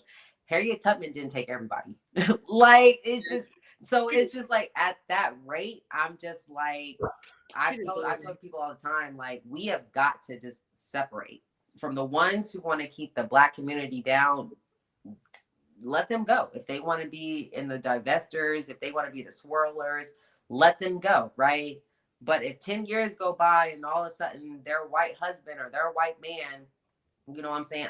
One thing I don't understand is that how many black women sit up here talk about how white men are so much better and white men treat them so much better. I just want to be like, then why aren't y'all married? Yeah, that's always to me a telltale sign. I always like I'm just like, what's going on? And they will go in there and they will fight you in the comments. And then to me, what's even worse is when they're talking about their ex. Like, oh, he did this, he did that. And I'm like, so why didn't y'all stay together? So why are y'all not together? Right. They always bring up what dude did 5 years ago. Yeah, like that doesn't. So it's very telling. It's very, very telling. And this is why I just say, like, girl, you need to look in the mirror because, like, that is like it's a reflection of you. And so it's like, you know what I'm saying? Like at the end of the day, if you, regardless if you're black or white, but majority black women, if you can't keep a man regardless of the race, I hate to break it to you, it's not the men. And I don't mean at that point, like, you know what I'm saying? But a lot of them will think like, unfortunately, a lot of them think that like, oh, it's the men, like they're just no good men. And I just want to be like, that's not it, sis. Like, that's not the issue. Right. And you say that to them, it's, oh, you must hate us. Oh, you trying to be a pick-me. It has nothing to do with that. It has everything to do with you and how you move and what you do and your choices and your like all of that, right? And so it's just like when they say that stuff, and a lot of them, especially black women, when they say that stuff, I just want to be like, so where's your white husband? If y'all think that they're doing so, like if they really are so much better and they really love black women the way that y'all say, then why aren't y'all all married? Why aren't y'all having that white picket fence? Why aren't y'all all, you know, this, that, and the third, right? That and part, like it's just like it's not even it. And then the ones, and I tell them all the time, the white men who are always talking about like, oh, I didn't think y'all liked us. Those are the ones I'm like, stay away from. 100%. Stay away from those type of white men. Why? Like, because they're only doing it because of the fact that they know that you're going to basically like, how do I say this? So you say they're playing when they say that it's like a strategy. Yes, like it's a part of them that they know that you're going to be like, oh my God, like no, like we love y'all. We thought you didn't like us. You get what I'm saying? Like it's just this back and forth type of validation that they need. Yeah, like they need from each other so bad. And that's why I say white men and black women trauma bond. It's very easy. So it's like when they do it, I'm just like, there it is. And so like, cause it's very like, even on social media, when white boys are like, I'm a white boy who loves like chocolate, right? Oh, speaking of just short thing. So there's a girl who does a dating show on TikTok yesterday, panel full of black men, beautiful black men. Okay. And then there's always one girl that comes up, right? The girl that came up was a white girl. Okay. And so she had two men that she was interested in. And she literally said, one was his name, and then the other one, she basically said, like, you know, I love me a chocolate man. Immediately, everybody in the comment section was like, chocolate. Like, you're definitely fetishizing. Like, you know what I'm saying? Like, it was just very telling. And the men didn't really say nothing. I expected one of them to be like, nah, I'm straight. Like, they didn't say nothing. So I was just like, oh, okay. But yet again, it's very telling. And yet let it have been reversed, right? Like y'all would have been like all up in it. Like if especially when a white man says like, oh, well, like I love me a chocolate woman. And then all of a sudden it's just pictures of chocolate women, right? Or there might be a couple women that are just like chocolate, like we're not chocolate, we're women. Like, you know what I'm saying? Like treat us as women. So it's like always these type of things. So like again, the dynamic between Black women and white men is very, very just trauma bonding to me. It's not even rooted out of love. It's just trauma bonding. And like they hate when I say that, but I'm just like, I see what I see. I'm sorry. Okay, trauma bond, very, very. Well, I've always said if we just look historically, and in the consciousness of American history is the interaction between obviously white men and Black women. Like I think that's one of those unspoken but like hidden in plain sight kind of relationships that everyone's known about. We just maybe you don't like openly mention it, but like we always know that interaction has been happening sexually. Like even with anti-miscegenation, like it was honestly a reason that they oftentimes use to target Black men. But these white men, they were still sleeping with Black women all the time, you know? So like I think because it's been going on for so long in America, there's just strictly less. I think there's just less of a shock or disdain associated with it, just because even legally, if you look at the way that it was even managed in like this country historically, it was always Black men who were getting unalived or who were getting hung, even just for the idea. A lot of times they were being unalived for things that they didn't even do, but just even the idea of a Black man being with a white woman was just like so shocking. Whereas a Black woman, she's like, oh, okay, that's his little side piece. That's his little, so there was not the same ire, not the same disdain. So the way interracial relationships have been treated in Black America they've not been consistent down to the legislation, down to the way laws were even applied. And I think that definitely translates into people's understanding of it today. So, yeah, because I mean, as soon as a Black man gets with a white woman, oh, you hate your mother. Like what? Like it's very telling. And then all of a sudden, when a Black woman gets with a white man, oh, she upgraded. Oh, I had one. I watched some podcast for a little bit, and a Black woman said something like, "When I see a Black man out with a white woman," she said that she looks at him as if he's a failure. She looks at him as if he hates himself. But when she sees, and when she sees a Black woman, she said when she sees a Black woman with a white man, what she say? She said, she's like, oh, she got tired. Yeah, she's tired. I was like, what? And that's not the first. I mean, there's other videos that I've seen or where Black women saying that, where it's just like, well, your mama Black, like, yeah. But then it's like when it's a Black woman with a white man, go ahead, girl, Black power. You know what I mean? Yeah. Stuff like that. And it's like, huh? So, I agree. Yeah. It's Well, I want to appreciate you. I know we covered off a lot today. Yeah, thank you for having me. For sharing. I want to also be sure, you guys, if you haven't already, you can go and check her out. She is on TikTok. If you'd like to see more of her content, you said it's Simplyy with there it is, with 2 Y's, Sherlene. You can follow her here.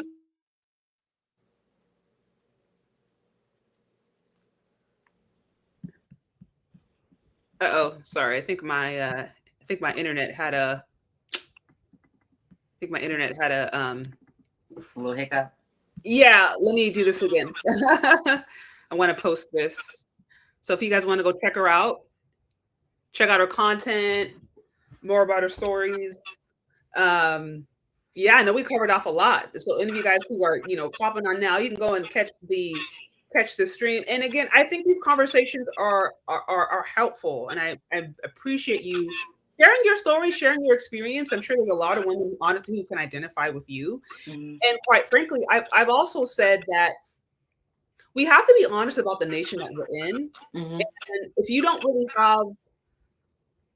have like elders or parents or things that are teaching you, then a lot of women are going to go out and kind of do what everyone else is doing.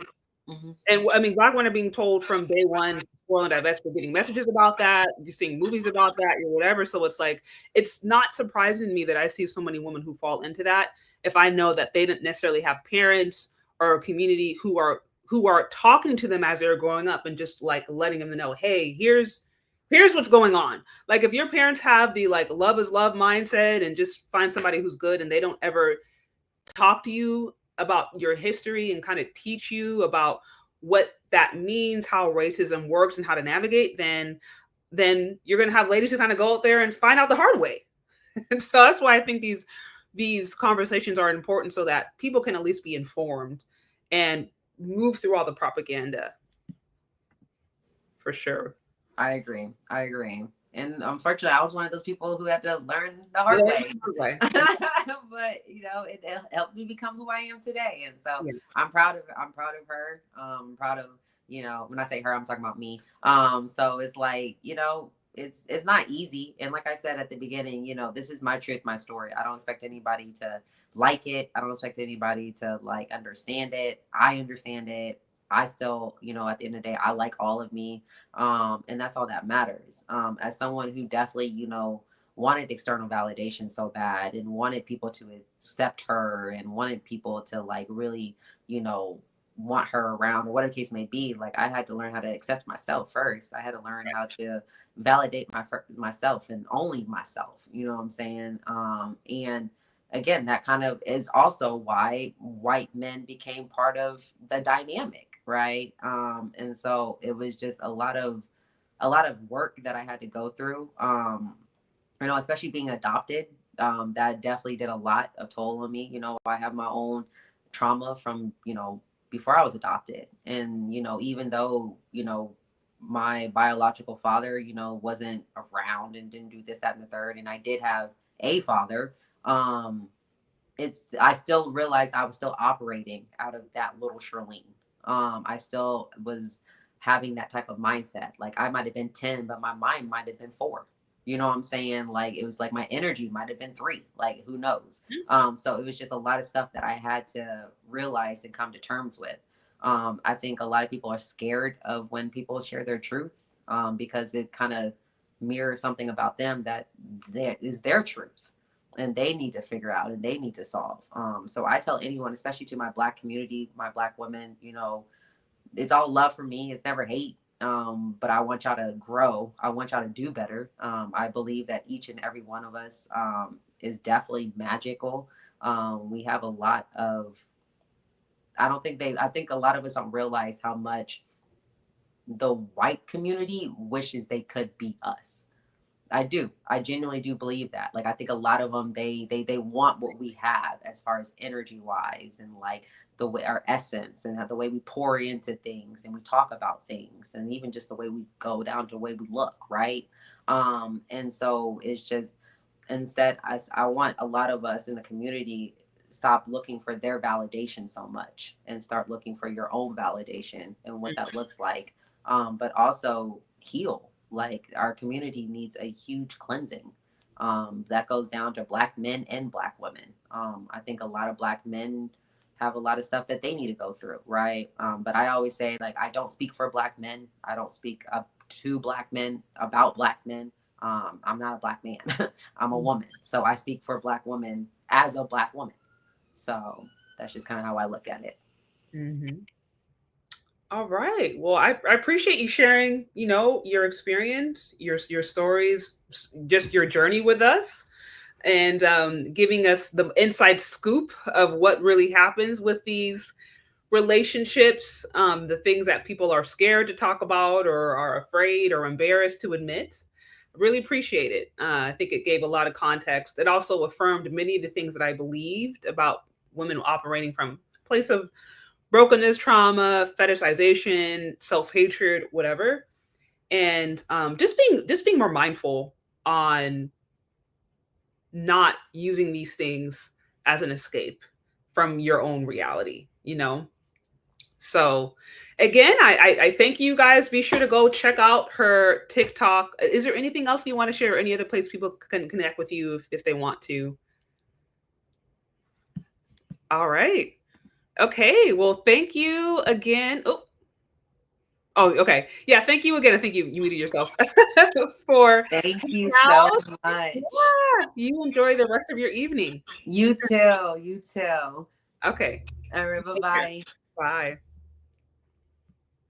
All right, guys. So that's what we have, the exclusive interview. If you guys are catching up now, you can go back and catch the replay. We covered off a lot. So yeah, that was an almost 3-hour interview. I didn't mean for it to go that long, but I think there was a lot of good information. Again, I appreciate her sharing her experience with us and just letting us know the different things that she's went through, the different interactions she's had, the conversations, the interactions, all the things that they don't always want to say or mention or tell. I thought it was very useful. So that's what we have. I'm curious your guys' thoughts. You can leave your thoughts down in the comment section. Go ahead and check her out if you want. Be respectful. Even if you don't agree, be respectful. She took time out of her schedule to go and share her story. She didn't have to do that. She could have stayed quiet and, but she shared her truth. She shared some experiences that I'm sure were embarrassing for her at some point. But these are all things that people can learn from, and hopefully young women can learn from. So when they come of age, they don't have to bump their head around and have all these experiences before they get or have an awakening, right? Like, if they can learn from people who went before them,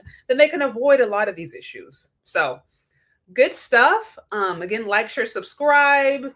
Oh, you want to know what's my Cash App? It is Cash App Shay Charday. You can find me there if you want. Also Venmo me, or yeah, you can join a channel member. I have actually some more content for channel members I need to share coming up. So yeah, those are all different ways you can support me. Also, if you want, you can check out my book. It's Not Jermaine's Fault. Or your shirt. I think everybody needs that shirt at this point because those shirts are always going to be relevant.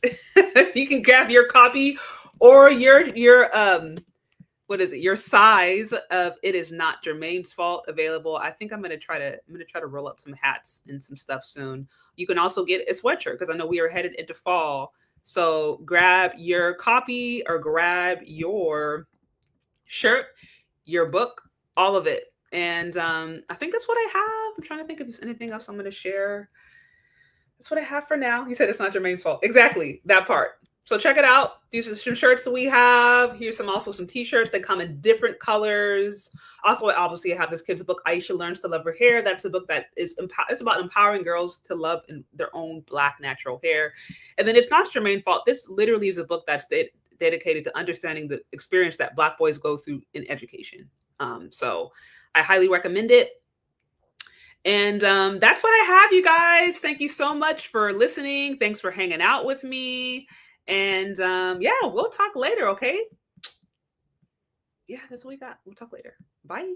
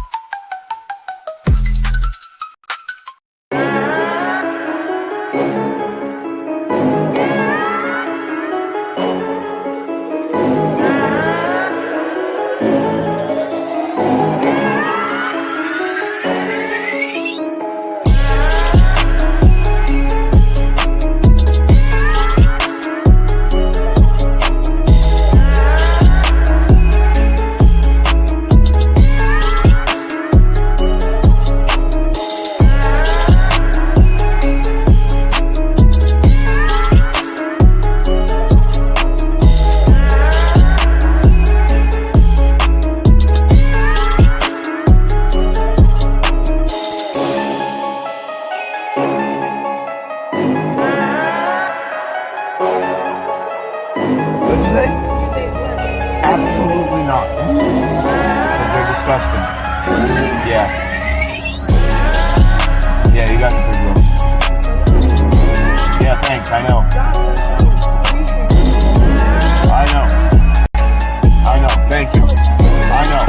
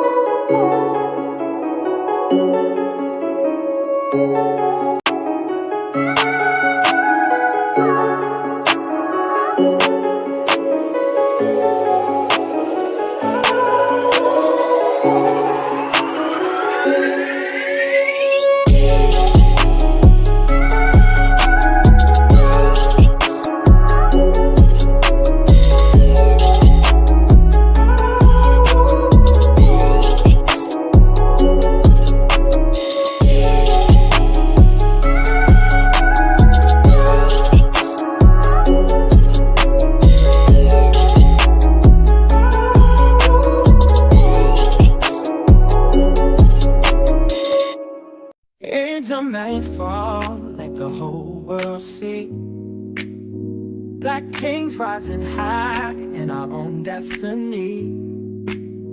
Moving through the storm, proud and bold we stand.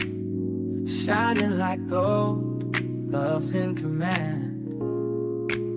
Miss Andre tried to put him down with a Miss Andre vibe, but Jermaine flipped the script, now watch him thrive.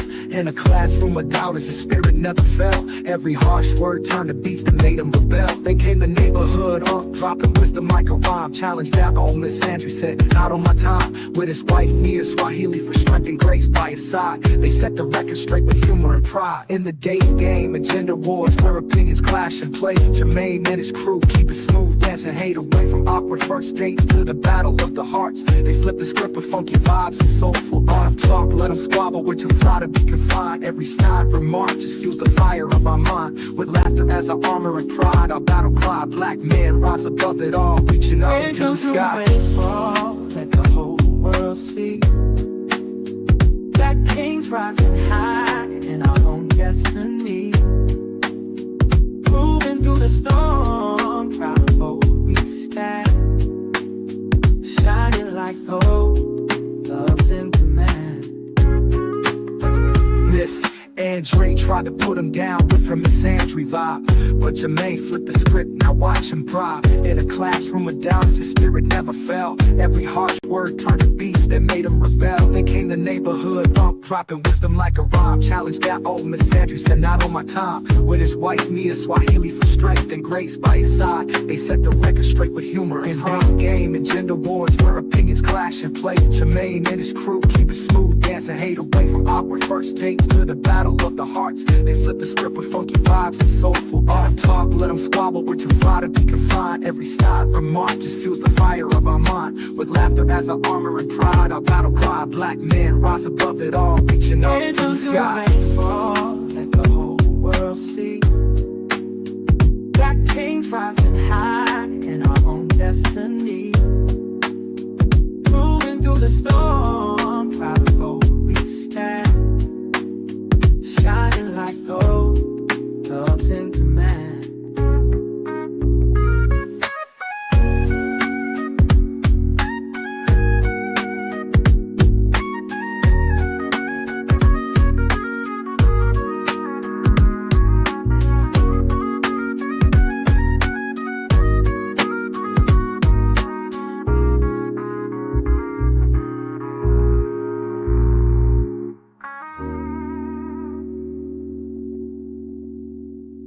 Let them talk, let them squabble, we're too fly to be confined. Every snide remark just fuels the fire of our mind. With laughter as our armor and pride, our battle cry. Black men rise above it all, reaching up to the sky. Rain fall, let the whole world see.